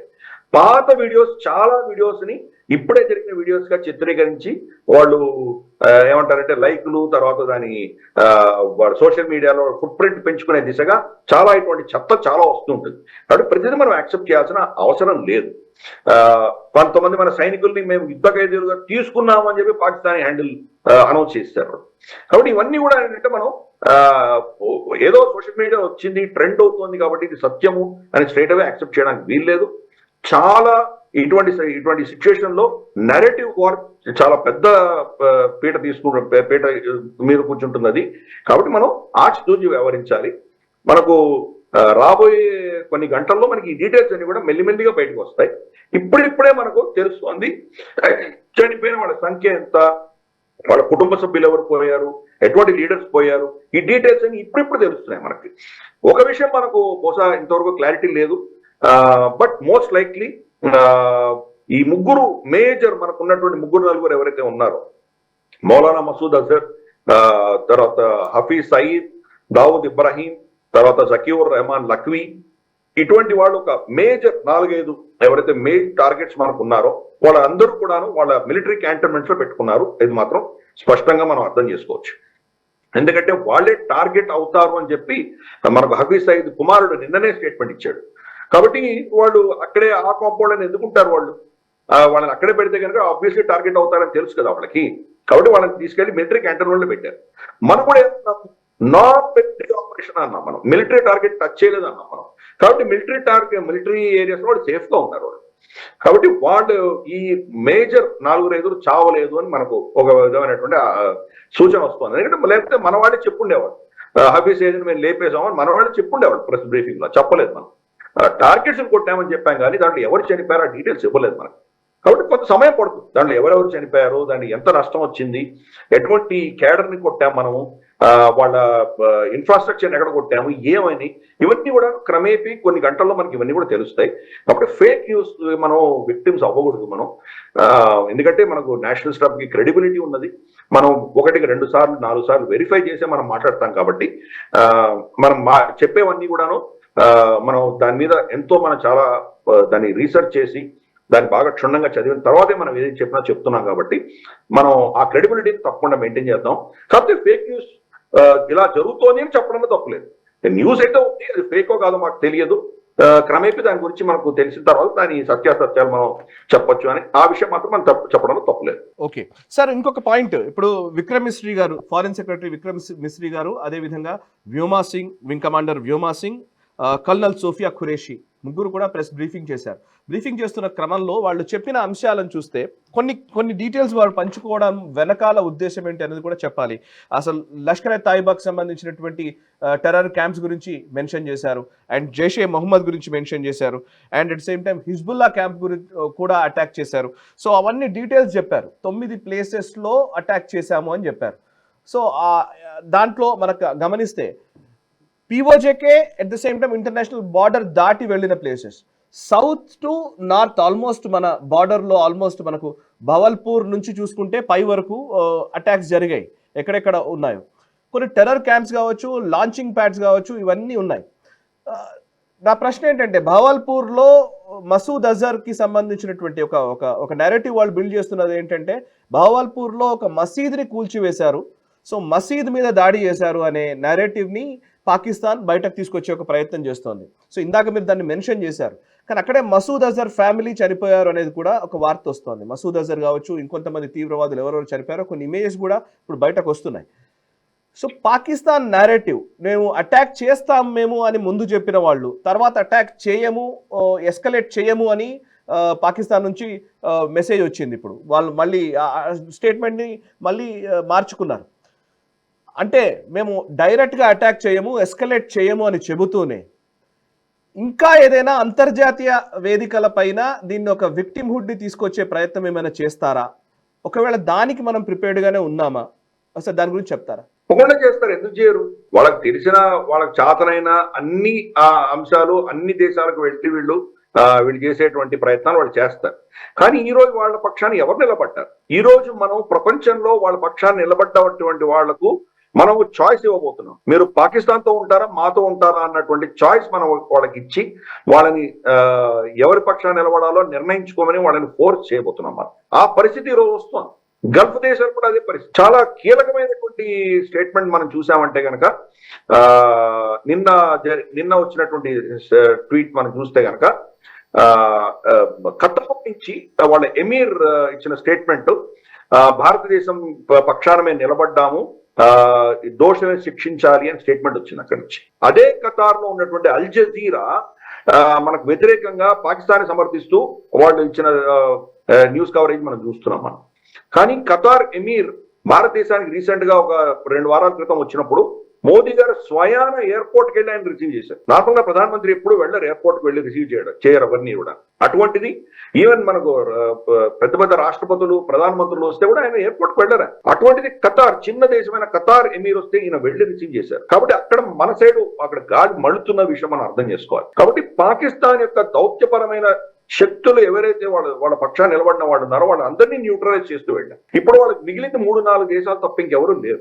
1 టర్కీ, 2 చైనా, 3 మలేషియా. వీళ్ళు ముగ్గురు గ్యారంటీగా ఉన్నారు. ఖతార్ సగం వాళ్ళని సపోర్ట్ చేస్తారో సగం చేయరు. ఆ సగం కూడా క్రమేపీ మనం లాగైపోతున్నాం. ఎందుకంటే వాళ్ళు లాంగ్ టర్మ్ మనం గ్యాస్ డీల్స్ పెట్టుకుంటున్నాం కాబట్టి అన్ని కూడాను ధనం మూలం ఇదం జగత్. కాబట్టి వాళ్ళని కూడా మనం అక్కడి నుంచి తీసేసే ప్రయత్నం చేస్తున్నాం మనం. చైనాను కూడా ఈ రోజు మోరల్లెస్ న్యూట్రలైజ్ చేసాం. చైనా కూడా వాళ్ళ పక్షాన్ని నిలబడలేదు. వాళ్ళని సమర్థిస్తూనే ఇచ్చినట్టు స్టేట్మెంటే వాళ్ళు కనుక రిగ్రెటబుల్ అని చెప్పి వదిలేశారు. అంతకు మించి వాళ్ళు మాట్లాడలేదు వాళ్ళు. కాబట్టి ఇవన్నీ కూడా ఏంటంటే దౌత్యపరంగా మనం చాలా కష్టపడి చాలా నైపుణ్యంతో చాలా ఫోకస్డ్ గా పాకిస్తాన్ ని ఐసోలేట్ చేయగలిగాం మనము ఈ రోజు. అందుకనే పాకిస్తాన్ తోక ముడుచుకొని ఈ రోజు మళ్ళీ మన మీద దాడి చేయడానికి 1కి 10 సార్లు ఆలోచన చేస్తుంది. సార్ ఒక బ్రేకింగ్ న్యూస్ వచ్చింది. బ్రేకింగ్ డెవలప్మెంట్స్ ఉన్నాయి. ఇప్పటికే ఎన్ఎస్ఏ మన అజిత్ దోవల్ గారు వివిధ దేశాలకు సంబంధించినటువంటి గ్లోబల్ కౌంటర్ పార్ట్స్ తోటి మాట్లాడుతూ ఉన్నారు. యాక్చువల్లీ యుఎస్ ఎన్ఎస్ఏ మార్కో రూబియోతో కావచ్చు, జొనాథన్ పావెల్ కావచ్చు, అటు యూకేకి సంబంధించి, సౌదీకి సంబంధించినటువంటి ఎన్ఎస్ఏ ముసైద్ అల్ అబైన్ కావచ్చు, యుఏఈ ఎన్ఎస్ఏ తోటి, అదేవిధంగా యుఏఈ సెక్రటరీ జనరల్ తోటి, జపాన్ ఎన్ఎస్ఏ తోటి, రష్యా ఎన్ఎస్ఏ తోటి, చైనీస్ ఫారెన్ మినిస్టర్ తోటి వాంగ్ యీ తోటి మాట్లాడారు. సో ఆల్రెడీ కొంత బ్రీఫ్ చేసినట్టు తెలుస్తోంది. మేము డైరెక్ట్ గా ప్రిసైజ్డ్ అటాక్స్ చేశాము, ఆథరైజ్డ్ గానే చేశాము. కానీ ఒకవేళ వాళ్ళు పాకిస్తాన్ నుంచి కనుక మళ్ళీ అటాక్ చేస్తే మాత్రం మేము ఊరుకునేది లేదు, రిటాలియేట్ గట్టిగా చేస్తాము అని చెప్పినట్టుగా తెలుస్తోంది. ఇంకోవైపు Chinese ambassador Jiang Zaidong Pakistan foreign minister Mohammad Ishaq దర్తో సమావేశమయ్యారు. ఆ విజువల్ కూడా వచ్చింది. So Chinese ambassador Pakistan foreign minister మధ్య ఒక మీటింగ్ జరిగింది. అండ్ షహబాజ్ షరీఫ్ 3:30కి ప్రెస్ మీట్ లో ఆయన అభిప్రాయాలు తెలియజేస్తారని ప్రెస్ మీట్ కి కూడా కాల్ఫర్ చేశారు. ఖతార్ ఏమో ఈ ఇష్యూలో రిజాల్వ్ చేసుకోవాలి, డైలాగ్స్ ద్వారా, అంటే చర్చల ద్వారానే దీనికి సమస్యను పరిష్కరించుకోవాలి, కానీ ఎస్కలేషన్ చేయకూడదని ఖతార్ కోరుతోంది. సో ఇది ఇప్పుడున్న రీసెంట్ డెవలప్మెంట్స్. 3:30కు షహబాజ్ షరీఫ్ మాట్లాడతానన్నారు. And Chinese ambassador foreign minister ని కలవడం దేనికి సంకేతం అంటే, ఇప్పుడు మనం మొన్న అనుకున్నాం నిజంగానే, ఇప్పుడు ఇది పాకిస్తాన్ చేయడం కాదు, ఒక చిన్న లాజికల్ మనం మామూలుగా మొన్నటి మధ్య జరిగిన చర్చలు చూస్తే కూడా రష్యా ఉక్రెయిన్ వార్ విషయంలో కూడా రష్యా ఉక్రెయిన్ మీద దాడి చేస్తున్నప్పుడు ఉక్రెయిన్ కి వంత పాడుతున్నటువంటి శక్తులే కదా ఉక్రెయిన్ ఈ రోజు చాలా కష్టాల్లోకి పోవడానికి అనేక రకాలుగా కారణమైంది.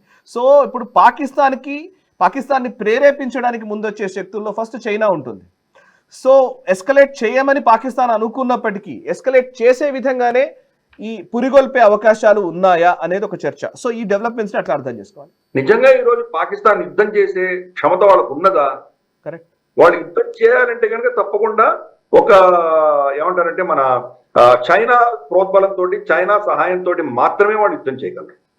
చైనా వాళ్ళకి సమర్థించకపోతే ఈ రోజు పాకిస్తాన్ 3-4 రోజుల నుంచి యుద్ధం చేయలేనటువంటి పరిస్థితి. వాళ్ళకి ఏవియేషన్ టర్బైన్ ఫ్యూయల్ లేదు వాళ్ళ దగ్గర. మొత్తం అసెట్స్ అన్ని కూడా రమారమి 75-80% వాళ్ళ అసెట్స్ అన్ని చైనీస్ అసెట్స్. F-16 వాళ్ళు వాడడానికి వీల్లేదు. చాలా క్లియర్ గా ఇది అఫెన్సివ్ పర్పసెస్ గా వాడకూడదు అని చెప్పి కండిషన్ పెట్టారు వాళ్ళు అమెరికన్స్. కాబట్టి వాళ్ళు F-16 వాడలేరు. వాళ్ళు మోడల్స్ JF-10, JF-10C, JF-17 ఇటువంటివే వాడాలి వాళ్ళు. కాబట్టి అవి వాడాలంటే దానికి స్పేర్ పార్ట్స్ చైనా ఇవ్వాలి, దాని మెయింటెనెన్స్ చైనానే చేస్తోంది. కాబట్టి ఇవన్నీ కూడా ఏంటంటే కదా చైనా సమర్థన లేదు, వాళ్ళు యుద్ధం చేయలేరు. ఈవెన్ న్యూక్లియర్ అటాక్ చేయాలన్నా కానీ కూడా దాని నావిగేషన్ అంతా కూడా మనకు చైనీస్ శాటిలైట్స్ ప్రొవైడ్ చేస్తున్నాయి. చైనీస్ శాటిలైట్స్ కనుక లేవంటే కనుక మనకు పాకిస్తాన్ మన మీద ఏమీ చేయలేనటువంటి పరిస్థితి. కాబట్టి చైనా చాలా కీలకం. చైనాకు ప్రాబ్లం ఏంటంటే చైనా కనుక ఇప్పుడు దాన్ని ఎస్కలేట్ చేసే దిశగా వాళ్ళని పుష్ చేస్తే మన టార్గెట్ చైనాగా పోతుంది. అంటే చైనా మెయిన్లాండ్ చైనా కాదు, పాకిస్తాన్ లో ఉన్న చైనాని టార్గెట్ చేస్తాం. అంటే పాకిస్తాన్ లో ఉన్నటువంటి చైనీస్ అసెట్స్ మనకు టార్గెట్ లో వస్తాయి. ఈ సిపిఈసి కావచ్చు, ఇన్ఫాక్ట్ మనం పిఓజే కింద మనకు తీసేసుకున్నామంటే సిపిఈసి ఎందుకు పనికిరాదు. కాబట్టి అటువంటిది మనం ఎస్కలేషన్ లో వాళ్ళకైనా చేస్తే కనుక చైనీస్ ఇంట్రెస్ట్, పాకిస్తాన్ లో ఉన్న వాళ్ళ పెట్టుబడులు, వాళ్ళ ఇంట్రెస్ట్, వాటిని కూడా మనం టార్గెట్ చేస్తాం. అందుకని వాళ్ళు ఆచితూచి వ్యవహరిస్తున్నారు. ఏదో ఒక ఒక డిస్రప్షన్ చేశారు భారతదేశంలో. దాంతో భారతదేశానికి మీరు కనుక చైనా నుంచి మీరు కంపెనీలు మూసుకొని భారతదేశానికి వెళితే మీకు ఇబ్బందులు ఉంటాయి, అక్కడ సెక్యూరిటీ సిచ్యువేషన్ బాగాలేదు అని ప్రపంచంలో ఒక నేరేటివ్ బిల్డ్ చేయడానికి చాలా ప్రయత్నం చేసింది. అయిపోయింది. ఇప్పుడు యుద్ధము ఇద్దరు బాంబులు వేసుకున్నారు, అయిపోయింది, ఇక్కడ అయిపోయింది అని చెప్పి వాళ్ళు దాన్ని తగ్గించే దిశగానే వాళ్ళు కూడా ప్రయత్నం చేస్తారు. ఒకవేళ ఎస్కలేట్ అయిందంటే కనుక చైనా నష్టపోతుంది, ఎందుకంటే వాళ్ళ ఇంట్రెస్ట్ మనం కట్ చేస్తాం. అప్పుడు మా భారతదేశం కూడా ఏంటంటే మనం యుద్ధం అంటూ వస్తే కనుక మనకు కూడా ఆప్షన్ లేకుండా మనం ఇంకా అమెరికాకి దగ్గరికి వెళ్ళేటువంటి ప్రయత్నం మనం కూడా చేస్తాం. లేటెస్ట్ గా చూసాం మనం యూకే తోటి మనం FTA ఫ్రీ ట్రేడ్ అగ్రిమెంట్ సంతకం పెట్టాను నిన్ననే. అలాగే అమెరికాతో కూడా ఆల్మోస్ట్ డీల్ క్లోజ్ అయ్యే దిశగానే ఉంది అని చెప్పి డొనాల్డ్ ట్రంపే స్వయాన ట్వీట్ చేశాడు ఆయన. ఈ టారిఫ్ వేసిన తర్వాత మొట్టమొదటి దేశం భారతదేశమే అమెరికాతో ఒప్పందం చేసుకునే పరిస్థితులు వస్తున్నాయి. అప్పుడు ఏమవుతుందంటే భారతదేశం ఇంకా అమెరికాకి దగ్గరికి వెళ్ళిందంటే చైనాకి ఇంకా పెద్ద దెబ్బది. కాబట్టి చైనా ఏదో అడ్వెంచర్ చేసింది, కానీ దీన్ని లిమిట్ చేయాలన్న ప్రయత్నంలో చైనా కూడా ఉంది ఈరోజు. దీన్ని ఎస్కలేట్ చేస్తే కనుక చైనా బాగా గణనీయంగా నష్టపోతుంది. కాబట్టి ఇవన్నీ కూడా ఏంటంటే ఈ ఇష్యూస్ అన్ని కూడా రాబోయే రోజుల్లో చాలా డైనమిక్ గా ఉన్నాయి. డొనాల్డ్ ట్రంప్ మాత్రం మనకు ఫ్రీ హ్యాండ్ ఇచ్చాడు ఆయన. కాబట్టి మనం దీన్ని ఎలా ఎలా సద్వినియోగం చేస్తామనేది మన చేతిలో ఉంది. పాకిస్తాన్ మాత్రం యుద్ధం చేయలేనటువంటి పరిస్థితి. వాళ్ళ దగ్గర ఫారెక్స్ లేదు, వాళ్ళ దగ్గర అవియేషన్ టర్బైన్ ఫ్యూల్ లేదు, షెల్స్ లేవు. 155mm షెల్స్ మన మీద వాళ్ళు కనుక యుద్ధం వచ్చి వాళ్ళు మన మీద అటాక్ చేయాలంటే సగం వాళ్ళ రిజర్వ్ షెల్స్ అన్ని కూడా యుక్రెయిన్ అమ్మేశారు ఆల్రెడీ. వాళ్ళ దగ్గర లేవు. కాబట్టి మన దగ్గర 2-3 రోజుల కంటే ఎక్కువ అమ్యునిషన్ లేదు వాళ్ళ దగ్గర. వాళ్ళు ఎలా తట్టుకోగలరు? వాళ్ళు ఏమనుకున్నారంటే లిమిటెడ్ వార్ ఉంటుంది, ఓన్లీ కాశ్మీర్ లో ఉంటుంది, ఓన్లీ LOC మీద ఉంటుంది, అంతకుమించి ఉండదు. కాబట్టి ఎలాగో మేనేజ్ చేద్దాం, ఓ 4-5 రోజులు యుద్ధం ఏంటంటే కనుక న్యూక్లియర్ యుద్ధం ఆపే ప్రయత్నంకి అన్ని దేశాలు వచ్చి ఆపేస్తాయి. కాబట్టి అంతవరకు మన దగ్గర ఉంది, చాలు 4 రోజులు యుద్ధం చేస్తే మనకు సరిపోతుంది అని వాళ్ళు అలా ప్లాన్ చేసుకున్నారు. మనం ఏమైనా పిచ్చివాడమా? ఓన్లీ అక్కడెందుకు మనం ఓపెన్ చేస్తాం? మొత్తం కింద గుజరాత్ ఓపెన్ చేస్తాం, మనం రాణ్ కచ్లో ఓపెన్ చేస్తాం, అలాగే జైసాల్మేర్ ఓపెన్ చేస్తాం, మొత్తం బోర్డర్ ఓపెన్ చేసేస్తాం. ఈవెన్ సియాచిన్ గ్లేషియర్ కూడా ఓపెన్ చేస్తాం మనం.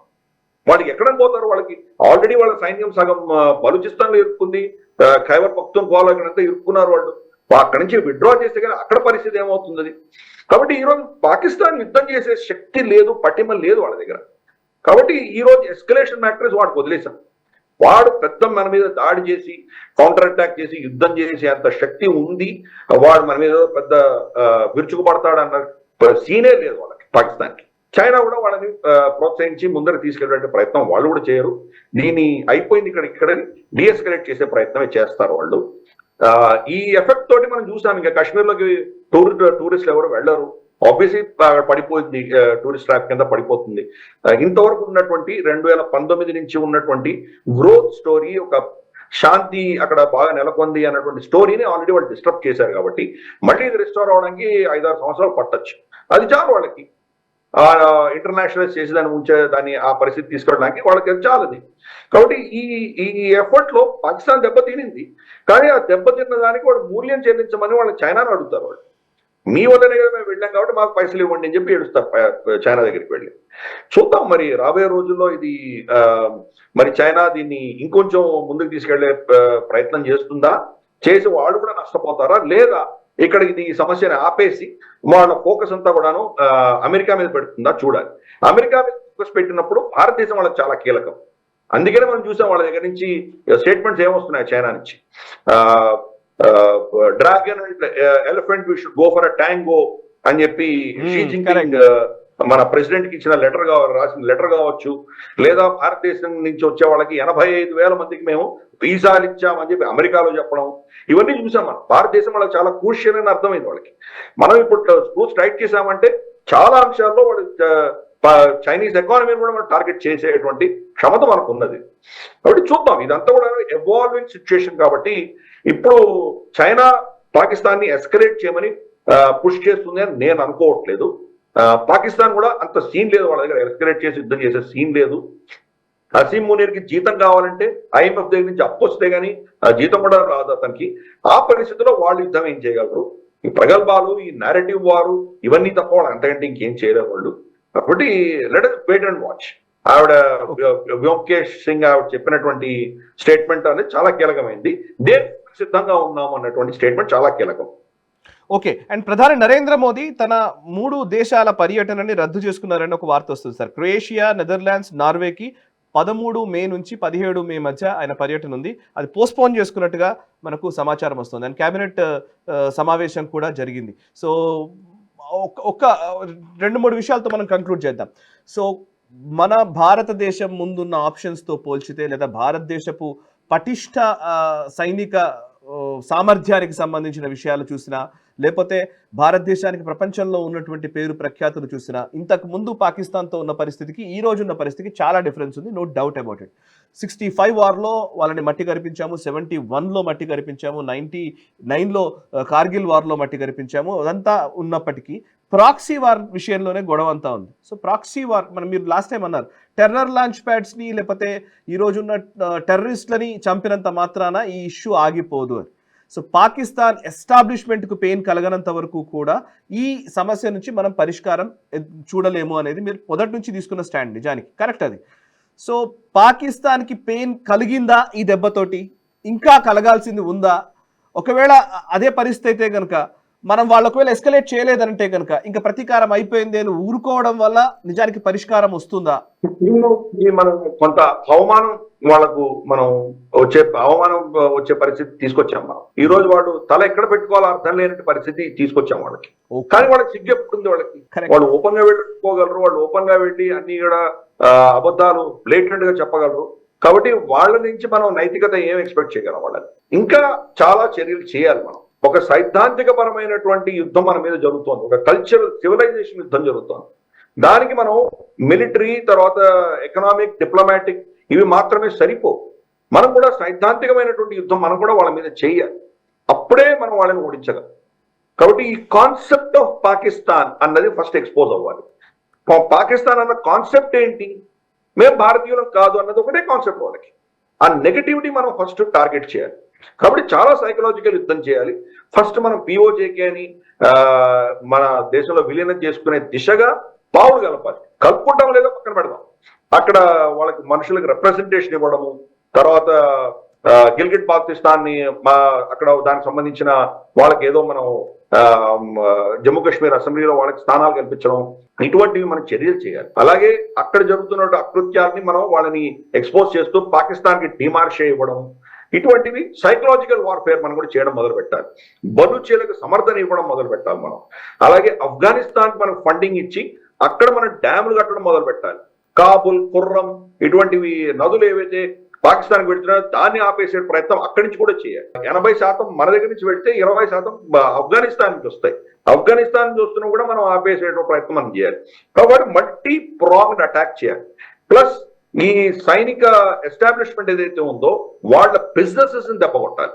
వాళ్ళ కుటుంబాలు రక్షణ లేకుండా ఉండే దిశగా వాళ్ళని తీసుకెళ్ళాలి. కాబట్టి వాళ్ళు మన మీద ఎటువంటి ప్రాక్సీ వార్ చేశారో మనం కూడా అదే ప్రాక్సీ వార్ ఆ దేశంలో మనం కూడా చేయాలి. అసిమెట్రికల్ వార్ని ఎప్పుడు కూడా అసిమెట్రికల్ గానే జయించాలి. నేను ఎప్పుడు చెప్తుంటాను అది. అసిమెట్రికల్ వార్ని మీరు సిమెట్రికల్ గా జయిస్తే కనుక లాభం లేదు. మసూద్ అజర్ లాంటి వాళ్ళు లేదా హఫీజ్ సయీద్ లాంటి వాళ్ళను మీరు 10 మందిని చంపితే ఇంకో 100 మందిని పుట్టిస్తారు వాళ్ళు. కాబట్టి ఆ మూలాలకు వెళ్ళి కొట్టాలి. మూలం ఏంటి? వాళ్ళ ఎస్టాబ్లిష్మెంట్, వాళ్ళ కాన్సెప్ట్ ఆఫ్ పాకిస్తాన్. ఈ రెండింటి మీద మనం దాడి చేయనంత వరకు కూడా వాళ్ళు పట్టించుకోరు. ఇప్పుడు నీళ్లు రాకపోయి 2 కోట్ల మంది చచ్చిపోయారంటే కనుక దానివల్ల వాళ్ళకి ఏం నష్టం ఉంది? 25 కోట్లలో 2 కోట్లు పోతే వాళ్ళకి ఏం దాని పెద్ద నష్టమే లేదు వాళ్ళకి. కాబట్టి అలా ఆలోచన చేసేటువంటి కిరాతకపు మెంటాలిటీ ఉన్నటువంటి ఎస్టాబ్లిష్మెంట్ వాళ్ళు. కాబట్టి వాళ్ళకి నొప్పి కలిగిన రోజే వాళ్ళు స్పందిస్తారు. కాబట్టి ఇంకా పిక్చర్ బాకీ హే ఆయన నరావణి గారు చెప్పింది చాలా కీలకమైంది. ఇక్కడతో ఆగక్కర్లేదు. కైనెటిక్ ఇంపాక్ట్ మనం ఆల్రెడీ చేసాం, మనకు అందరికి శాంతి వచ్చేసింది, సంతోషించాం, అయిపోయింది. ఇంకా రేపు పొద్దున వెళ్ళి మనం మామూలు బిజినెస్ చేసుకుంటే కుదరదు. పాకిస్తాన్ ని కట్టడి చేస్తూనే ఉండాలి, ఐసోలేట్ చేస్తూనే ఉండాలి. నెక్స్ట్ ADB, IMF అప్పులు ఇవ్వకుండా మన ప్రయత్నాలు మనం చేయాలి. సరే, అమెరికా నిర్ణయిస్తే అప్పులు ఎలా ఇస్తారు వాళ్ళు. 2 వాళ్ళని ఫటర్ఫ్లో గ్రే లిస్ట్లో వేసేటువంటి దిశగా మనం ఒత్తిడి తీసుకురావాలి. వాళ్ళని ఇంకా కట్టడి చేసే దిశగా ఇందాక నేను చెప్పినట్టు భారతదేశమా పాకిస్తానా మీరు నిర్ణయించుకోండి. చాలా కంపెనీలకు చెప్పాలి. మీరు కనుక అక్కడ ప్రొక్యూర్ చేసి మీరు మా దేశంలో అమ్మకపోయినా కానీ కూడా పాకిస్తాన్ ని ప్రొక్యూర్ చేసి మీరు కనుక ప్రపంచవ్యాప్తంగా అమ్ముకుంటుంటే మిమ్మల్ని భారతదేశంలో రానివ్వము అని చెప్పి నైకీ, రీబాక్ లాంటి వాళ్ళకి బ్రాండ్స్ కూడా మనం వార్నింగ్ ఇవ్వాలి. పాకిస్తాన్ నుంచి ప్రొక్యూర్మెంట్ కంప్లీట్ గా బ్యాన్ చేయించాలి మనం. అలాగే మన దగ్గర నుంచి మందులు వాళ్ళు పాకిస్తాన్ కొనుక్కుంటారు. ఈ మందులన్నీ కూడా దుబాయ్ గుండా వెళ్తున్నాయి. ఆఖరి చిన్న తేలు కాటికి, పాము కాటికి, కుక్క కాటికి కూడా మందులు భారతదేశం నుంచి రాకపోతే వాళ్ళ పని అయిపోయినట్లే. గతంలో ఏం చేసేదంటే యుఏకి 100 వయాల్స్ కావాలంటే వాళ్ళు 10,000 కొనేవాళ్ళు, 100 వాళ్ళు ఉంచుకునేవాళ్ళు, మిగతాది పాకిస్తాన్కి ఇచ్చేవాళ్ళు. ఇప్పుడు మనం యుఏ కూడా 100నే ఇస్తాం, మనం అంతకు మించి ఇవ్వం. మనం అంతకంటే ఎక్కువ నువ్వు ఇంకో దేశానికి అమ్మడానికి వీల్లేదు అని ఆంక్షలు పెట్టబోతున్నాం మనం. కాబట్టి ఇటువంటివన్నీ చేసి పాకిస్తాన్ ని కంప్లీట్ గా ఐసోలేట్ చేసి ఊపిరి తీసుకోలేని పరిస్థితి తీసుకురావాలి. ఆల్రెడీ చాలా చర్యలు మన వాళ్ళు చేశారు. ఇన్ఫాక్ట్ ఇండస్ వాటర్ ట్రీటీ చాలా అద్భుతమైనది సస్పెండ్ చేయడంతో ప్రాజెక్ట్స్ అన్ని కూడా ఇప్పుడు విస్తృతంగా చేయబోతున్నాం మనము. ఇందాక నువ్వు ఇంట్రొడక్షన్ చెప్పింది, కొన్ని దగ్గర వరదలు వస్తాయి. వరదలు ఎందుకు వస్తాయంటే కనుక ఆ నీళ్ళన్ని డ్రైన్ అవుట్ చేసేస్తారు. మన రిజర్వాయర్ లో ఉన్న నీళ్ళని తీసేస్తే డీసిల్టింగ్ అని చేస్తారు. ఎందుకంటే కొన్ని రోజుల తర్వాత అక్కడ మట్టి వచ్చి చేరుకుంటుంది, మట్టి రాళ్ళు వచ్చి చేరుకుంటాయి. మట్టి రాళ్ళు చేరుకున్నాయంటే కనుక దాంట్లో నీటి మట్టం మనం స్టోర్ చేసే కెపాసిటీ తగ్గిపోతుంది. ఇప్పుడు ఆ నీళ్ళనన్నీ వదిలేసిన తర్వాత డీసిల్టింగ్ చేసి అవన్నీ కూడా తీసేసి మళ్ళీ ఆ రిజర్వాయర్ నింపుతాం. అంటే గత ఆల్మోస్ట్ 50 ఏళ్లుగా మనం డీసిల్టింగ్ చేయలేదు. అది ఇవన్నీ కనుక డీసిల్టింగ్ చేసామంటే కొత్త ప్రాజెక్టులు కట్టడం కూడా అక్కర్లేదు. మనకు ఉన్నటువంటి ప్రాజెక్ట్స్ తోటే ఇప్పుడు పాకిస్తాన్కి ఎన్ని నీళ్లు పంపిస్తున్నా దాంట్లో కనీసం అంటే ఒక 20-30% మనం ఇంకా అదనంగా వాళ్ళకు ఆపేసేటువంటి శక్తి మనకు ఆల్రెడీ ఉన్నది మన దగ్గర. డీసిల్టింగ్ చేస్తే చాలు. ప్లస్ కొత్త ప్రాజెక్ట్స్ కట్టబోతున్నాము, డైవర్షన్స్ పెట్టబోతున్నాం. ఇవన్నీ కూడా ఒక 5-6 ఏళ్ళు 10 ఏళ్లలో ఇవన్నీ సాధ్యం అవుతాయి. కాబట్టి ఆ దిశగా మనం దీర్ఘకాలీనమైనటువంటి సొల్యూషన్ పాకిస్తాన్ మీద తీసుకురావాలి. ఇప్పుడు చేసేది టాక్టికల్ యాక్షన్ మాత్రమే. స్ట్రాటజిక్ యాక్షన్స్ కూడా చాలా సీరియస్ గా చేయాలి. అవి కూడా మనం మల్టీ ప్రాంగ్డ్ గా చేయాలి. భారత ప్రభుత్వం ఆల్రెడీ కొన్ని విషయాల్లో వాళ్ళు చేస్తున్నారు. దీన్ని మళ్ళీ నెక్స్ట్ ఎపిసోడ్ లో పిక్చర్ బాకీ హే అని చెప్పారు కదా, ఇంకా నెక్స్ట్ లెవెల్లో వెళ్ళినప్పుడు ఇంకా ఇటువంటివి ఇంకా చాలా అంశాలు మనం వినబోతున్నాము, ఇంకా చాలా స్క్రూస్ టైట్ చేయబోతున్నాము. కాబట్టి పాకిస్తాన్ ని మాత్రం మనం ఈసారి వదిలిపెట్టేటువంటి సమస్య లేదు. మన స్త్రీల యొక్క వాళ్ళ సౌభాగ్యాన్ని వాళ్ళు తీసేసిన తర్వాత, వాళ్ళ సింధూరాన్ని తీసేసిన తర్వాత మనం ఆపరేషన్ సింధూర్ అన్న పేరుతోటి వాళ్ళ పుట్టుగతులను కంప్లీట్ గా మనం నిర్వీర్యం చేసే ప్రయత్నం మనం ఏదైతే మొదలు పెట్టామో దీన్ని అంతం దాకా కంప్లీట్ గా దీన్ని లాజికల్ ఎండ్ గా తీసుకోవాల్సిన బాధ్యత ప్రభుత్వం మీద ఉన్నది, చేస్తుందని నాకు నమ్మకం ఉన్నది. సార్ యాక్చువల్లీ ఒక వ్యక్తి కమెంట్ చేస్తున్నారు, సాయి సార్, పాక్, బంగ్లాదేశ్, మయన్మార్ నుంచి ప్రయాణాలు 4-5 సంవత్సరాలు రద్దు చేయాలి, లేకపోతే ఫ్యూచర్ లో ఇండియాకి పెద్ద సమస్యలు వచ్చే ప్రమాదం ఉంది అని ఆయన అన్నారు. సో ఓకే, ప్రయాణాలకు సంబంధించిన అంశం ఒకటి ఉంది. రెండోది మాక్ డ్రిల్స్ నిర్వహించడం జరుగుతోంది భారతదేశంలో. మాక్ డ్రిల్స్ జరిగే ముందు రాత్రే ఈ అటాక్ జరిగింది నిజానికి. సో మాక్ డ్రిల్స్ ని ఎట్లా అర్థం చేసుకోవాలి ఒకటి. రెండు, తెలంగాణ ప్రభుత్వం ముఖ్యమంత్రి రేవంత్ రెడ్డి గారు దీనికి సంబంధించి ఆల్రెడీ ఈ ఆపరేషన్ సింధూర్ జరిగిన తర్వాత సమీక్షా సమావేశం కూడా నిర్వహించారు. సో భారత త్రివిధ దళాలతో మనం అందరం వాళ్ళకి సపోర్టివ్ గా నిలబడాలి, దేశం ముఖ్యం, మిగతావని తర్వాత అని రేవంత్ రెడ్డి గారు స్టేట్మెంట్ ఇచ్చినట్టుగా తెలుస్తోంది. అటు డిప్యూటీ సీఎం ఆంధ్రప్రదేశ్ సంబంధించి పవన్ కళ్యాణ్ గారు స్టేట్మెంట్ ఇచ్చారు. అసలు ఎవరు పిచ్చి వాగుళ్ళు ఎవరైనా వాగాలనుకుంటే వాగకండి, ఎందుకంటే వాళ్ళ మీద కఠిన చర్యలు తీసుకుంటాం ఇప్పుడున్న పరిస్థితుల్లో. సో భారత్ పాక్ విషయంలో భారత ప్రభుత్వానికి అండగా మనం అందరం నిలబడాలనే ఒక స్ట్రాంగ్ మెసేజ్ ని పవన్ కళ్యాణ్ ఇస్తున్నారు. నిజానికి ఇది చాలా ఇంపార్టెంట్ ఏమో అనిపిస్తోంది. ఇప్పుడు సర్జికల్ స్ట్రైక్స్ జరిగినప్పుడు, బాలాకోట్ ఎయిర్ స్ట్రైక్స్ జరిగినప్పుడు మన దేశంలో భారత సైన్యాన్నే తక్కువ చేసే ఒక ప్రయత్నాలు జరిగాయి విపక్షాల రూపంలో. బట్ ఈ రోజు దేశమంతా ఒకటి అని చెప్పే ఒక మెసేజ్ని మనం ఇవ్వాల్సిన సందర్భం వచ్చిందేమో అనిపిస్తోంది. అండ్ నిజానికి పొలిటికల్ పార్టీలు కొంత సంయమనమా, లేకపోతే వాళ్ళు బాధ్యతాయుతంగా వ్యవహరించాలి రాజకీయ నాయకులు, అదేవిధంగా సమాజంలో కూడా ఒక బాధ్యతాయుతమైనటువంటి మార్పు ఈ సమాజంలో కూడా ఉండాలనేది అందరూ ఆకాంక్షిస్తున్నారు. ఒకసారి మీరు ఏమైనా చెప్తారా దీని గురించి? ఎందుకంటే ఈ దేశంలో 2.5 వార్ అని ఆయన ఇంతకుముందు ఆర్మీ చీఫ్ చెప్పినట్టుగానే ఇప్పుడు పరిస్థితి కూడా అట్లాగే ఉంది. సో ఈ 0.5 వాళ్ళకి ఏం చెప్తారు? అంటే ఇప్పుడు రేవంత్ రెడ్డి గారు ఇచ్చినటువంటి స్టేట్మెంట్ తప్పకుండా అందరూ స్వాగతించవలసిందే. అదే మనకు కావాలి.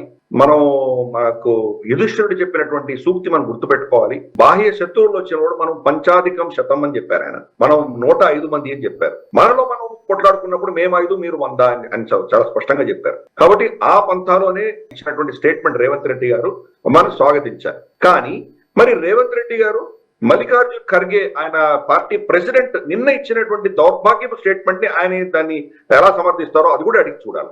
మోదీ గారికి ఈ దాడి పహల్గామ్ దాడి జరగడానికి 3 రోజుల ముందరే ఆయనకు ఫుల్ ఇన్ఫర్మేషన్ ఉన్నది. అందుకనే ఆయన కాశ్మీర్కి వెళ్ళడం మానేశాడు. ఆయన అక్కడి నుంచి ఆయన కాపాడుకోవడానికి ఆయన కాశ్మీర్కి వెళ్ళలేదని నాకు తెలిసింది అని నిన్న మల్లికార్జున్ ఖర్గే వాళ్ళ సేమ్ కాంగ్రెస్ పార్టీ ప్రెసిడెంట్ ఇచ్చిన స్టేట్మెంట్ ని మరి రేవంత్ రెడ్డి గారి దాన్ని ఏ కోణంలో చూస్తారో అది కూడా మనం అడిగి చూడాలి. రెండవది, మోదీ గారికి వ్యతిరేకంగా నిలబడినటువంటి కాంగ్రెస్ క్యాండిడేట్, వారణాసిలో నిలబడినటువంటి కాంగ్రెస్ క్యాండిడేట్ మనకు రాయ్ అన్నటువంటి వ్యక్తి, ఆయన రఫాయల్ బొమ్మ చూపించి దానికి ఏదో నిమ్మకాయను పచ్చిమిరపకాయలు కట్టి రఫాయల్ దీనికి తప్పితే ఇంక పనికిరావా, మీరు పోయి దీనికి ఇవి కడతారు అంతేగాని దాన్ని వాడుకోవడం మీకు తెలియదు, తప్పు పట్టిపోతున్నాయి, ఇటువంటి స్టేట్మెంట్ అని ఇచ్చాడు. ఆయన మీద ఏమైనా వేటు పడిందా? ఆయనకి ఏమైనా యాక్షన్ తీసుకున్నారా? షోకాజ్ నోటీస్ ఏమైనా ఇచ్చారా? మరి మీరేమో పార్లమెంట్ లో మేము సైన్యం పక్షాన్ని నిలబడ్డామా, ప్రభుత్వ పక్షాన్ని నిలబడ్డాం అన్నటువంటి వాళ్ళు మరి సైన్యాన్ని ఎయిర్ ఫోర్స్ ఎందుకు కించపరుస్తున్నారు మీరు?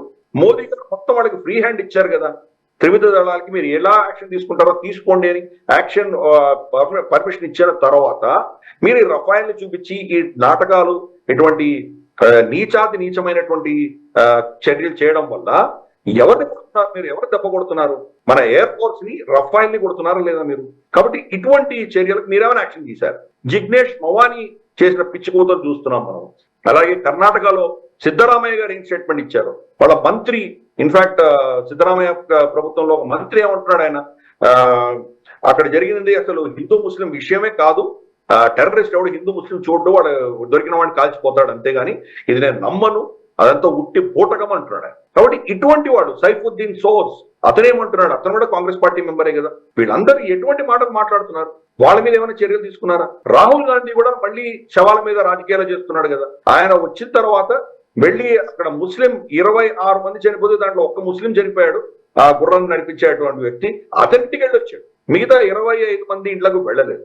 నిన్న నేవల్ ఆఫీసర్ ఇంటికి వెళ్ళాడు. అది కూడా ఎందుకు? నేవల్ ఆఫీసర్ భార్య స్టేట్మెంట్ ఇచ్చింది కదా, ఈ దాడిని ముస్లింస్ కు వ్యతిరేకంగా మీరు చిత్రీకరించకండి అని చెప్పి ఒక సెక్యులర్ స్టేట్మెంట్ ఇచ్చింది. కాబట్టి ఆవిడ ఇంటికి వెళ్ళాడు. కానీ మిగతా 24-25 మంది ఇంట్లోకి ఎందుకు వెళ్ళలేదు? ఆయన కనీసం ఫోన్ చేశాడా? సానుభూతి తెలిపాడు ఆయన? ఇటువంటి శవాల మీద రాజకీయాలు మీరు చేస్తుంటే కనుక మరి దేశం ఎటువంటి పరిస్థితి వెళ్తుంది? అటువంటి పార్టీలో ఉంటూ కూడా ఇట్లా పారదర్శకంగా స్టేట్మెంట్ ఇచ్చినందుకు మనం రేవంత్ రెడ్డి గారు మనం అభినందించారు. అంతేకాదు పిఓజేకి వెనక్కి తీసుకోండి అని కూడా ఆయన చెప్పారు. దానికి మీ వెనకాల ఉంటామని గతంలో ఆయన ఇచ్చిన స్టేట్మెంట్, పాజిటివ్ స్టేట్మెంట్స్ అక్కడి నుంచి వస్తే దాన్ని మనం సమర్థించాలి. అక్కడ మిగతా పార్టీ లీడర్స్ చేస్తున్నటువంటి ఈ కామెంట్స్ ని మరి రేవంత్ రెడ్డి గారు ఎలా సమర్థిస్తారో అది కూడా మనం అడగాలి. అలాగే మనం మిగతా పార్టీ లీడర్స్ కూడా, సుప్రియా సూలే ఆవిడ ఏమంటుంది? ఫైరింగ్ ఇన్సిడెంట్ అంటుంది. టెర్రరిస్ట్ పదం కూడా వాడట్లేదు. ఇస్లామిక్ టెర్రరిస్ట్ అన్న పదం చాలా దూరం పెడతాం. కాబట్టి ఇలా మనం మతాల ఆధారంగా దేశానికి వచ్చినటువంటి విపత్కరమైన పరిస్థితిని వీళ్ళ రాజకీయాలకు వాడుకుంటున్న వాళ్ళని ఏమన్నారు? ఇన్ఫాక్ట్ మల్లికార్జున్ ఖర్గే ఇచ్చినటువంటి స్టేట్మెంట్ దేశ విద్రోహ స్టేట్మెంట్ కింద నేను భావిస్తాను. ఎందుకంటే ఆయన చెప్పిన స్టేట్మెంట్ ఎగ్జాక్ట్ గా పాకిస్తాన్ అదే చెప్తోంది. పాకిస్తాన్ ఏం చెప్తోంది? ఇది ఫాల్స్ ఫ్లాగ్ ఆపరేషన్ అని చెప్తోంది. భారతదేశమే వాళ్ళ మనుషులే వాళ్ళు చంపుకొని మా మీద వీళ్ళు ఏదో నేరం మోపే ప్రయత్నం చేస్తున్నారని వాళ్ళందరూ చెప్తున్నారు. కాబట్టి అటువంటి స్టేట్మెంట్ ఈయన సమర్థించి మోదీ గారికి ఆల్రెడీ తెలుసు అని ఇచ్చిన స్టేట్మెంట్ ని పాకిస్తాన్ రేపు ఎక్కడెక్కడ వాడుకోబోతోంది? ప్రతి ఇంటర్నేషనల్ ఫోరం లో చెప్తుంది. వాళ్ళ అపోజిషన్ లీడర్ చెప్తున్నాడు, లీడర్ ఆఫ్ అపోజిషన్ ఓపెన్ చెప్తున్నాడు, ఇది భారతదేశానికి తెలిసే వీళ్ళు చేశారు కాబట్టి ఇదంతా కూడా మాకు సంబంధమే లేదు, వాళ్లే చేసి మా మీద అబండాలు వేస్తున్నారు అని ఈ మల్లికార్జున్ ఖర్గే స్టేట్మెంట్ ని ప్రపంచవ్యాప్తంగా వాళ్ళు కోట్ చేయబోతున్నారు, యుఎన్ లో కూడా కోట్ చేయబోతున్నారు. మరి ఈ స్టేట్మెంట్స్ ఇవ్వడం వల్ల వీళ్ళు మన దేశం యొక్క అఖండతను, మన యొక్క శక్తిని వీళ్ళు ఎటువంటి దెబ్బ కొట్టారో మనకు స్పష్టంగా అర్థమవుతుంది. కాబట్టి అపోజిషన్ పార్టీ చేస్తున్నది రాజకీయాలు కాదు, ఇది దేశ విద్రోహ చర్యల కింద మనం భావించాలి ఈ సమయంలో. Right sir, thank you very much sir. చాలా విషయాలు మనము డీటెయిల్డ్ గా డిస్కస్ చేసాము. ఇంకా అనేక అంశాల గురించి కూడా మనం మాట్లాడాల్సింది ఉంది. ఇది కేవలం ఆపరేషన్ సింధూర్ కి సంబంధించినటువంటి డీటెయిల్డ్ అనాలిసిస్. అండ్ ఇంకా రాబోయే రోజుల్లో ఇంకా కీలకమైన డెవలప్మెంట్స్ ఉండబోతున్నాయి. పాకిస్తాన్ ఎటువంటి దుశ్చర్యకు పాల్పడుతుంది, ఆ దుశ్చర్యకు సమాధానంగా భారత త్రివిధ దళాలు ఎటువంటి సమాధానం ఇస్తాయి, ఇవన్నీ కూడా చాలా కీలకమైన అంశాలే. యుద్ధం ఇప్పుడే మొదలైంది. ఈ యుద్ధం ఏ రూపం తీసుకుంటుంది అనేది కాలం నిర్ణయిస్తుంది. అండ్ నిజానికి భారత త్రివిధ దళాలకు ఫ్రీ హ్యాండ్ ఇచ్చింది కేంద్ర ప్రభుత్వము. అండ్ భారత ప్రభుత్వానికి మద్దతుగా, ఈ నిర్ణయాలకి మద్దతుగా, త్రివిధ దళాలకు మద్దతుగా మనందరము ఉండాల్సిన సమయం ఇది. అండ్ పాకిస్తాన్ దుశ్చర్యలకు పాల్పడితే పాకిస్తాన్కి గట్టి జవాబు ఇవ్వడానికి సైన్యం సిద్ధంగా ఉంది. కానీ వాళ్లకు మద్దతుగా జాతీయవాద సమూహం కూడా సిద్ధంగా ఉండాలి. అండ్ ఈ దేశభక్త సమూహం కూడా సిద్ధంగా ఉండాలి. సో ఆపరేషన్ సింధూర్ ఒక దుశ్చర్యకు ప్రతీకార దాడి. ఇంకా కొంత ఎస్కలేట్ చేసే ప్రయత్నం పాకిస్తాన్ చేస్తే పాకిస్తాన్ని తుదముట్టించే కార్యకలాపాల్లో భారతదేశం నిమగ్నమైంది. దానికి మద్దతుగా మనమందరం నిలబడదాం. ఎవరైనా సరే పిచ్చి కూతలు కూస్తున్న వాళ్ళ విషయంలో కూడా జాగ్రత్తగా మనం వ్యవహరించాలి. అండ్ అలాంటి ప్రచారం చేస్తున్న వాళ్ళని కూడా ఖచ్చితంగా ఐసోలేట్ చేయాల్సిన సందర్భం వచ్చింది. సో ఆపరేషన్ సింధూర్ అద్భుతంగా నిర్వహించినటువంటి భారత త్రివిధ దళాలకి సెల్యూట్ చేస్తూ వాళ్ళు చేసిన ఈ అద్భుతమైన సాహస చర్యకి మనందరం కూడా మద్దతు పలుకుదాం. భారత ప్రభుత్వానికి అండగా నిలబడదాం. ఆపరేషన్ సింధూర్ సక్సెస్ చేసిన ప్రతి ఒక్కళ్ళకి, అధికార గణం దగ్గర నుంచి ప్రతి ఒక్కళ్ళకి కూడా పేరు పేరున కృతజ్ఞతలు తెలుపుతూ మనసా వాచా కర్మణ దేశ హితం కోసం మీ నేషనలిస్ట్ హబ్ అనేక విషయాల ద్వారా మీకు కొత్త విషయాలను మీ ముందుకు ఉంచే ప్రయత్నం రెగ్యులర్ గా నేషనలిస్ట్ హబ్ చేస్తూనే ఉంది. So stay tuned. ఈ వీడియో మీకు నచ్చినట్టయితే లైక్ చేయండి, 10 మందికి షేర్ చేయండి. అలాగే కామెంట్ల రూపంలో మీ అభిప్రాయాలను మాతో పంచుకోండి. Nationalist hub group of channels ను సబ్స్క్రైబ్ చేసుకుని తెలుగునాట జాతీయవాద జర్నలిజాన్ని ప్రోత్సహించండి. ఈ వీడియో కింద ఉన్న బెల్ ఐకాన్ పై క్లిక్ చేయడం మర్చిపోవద్దు.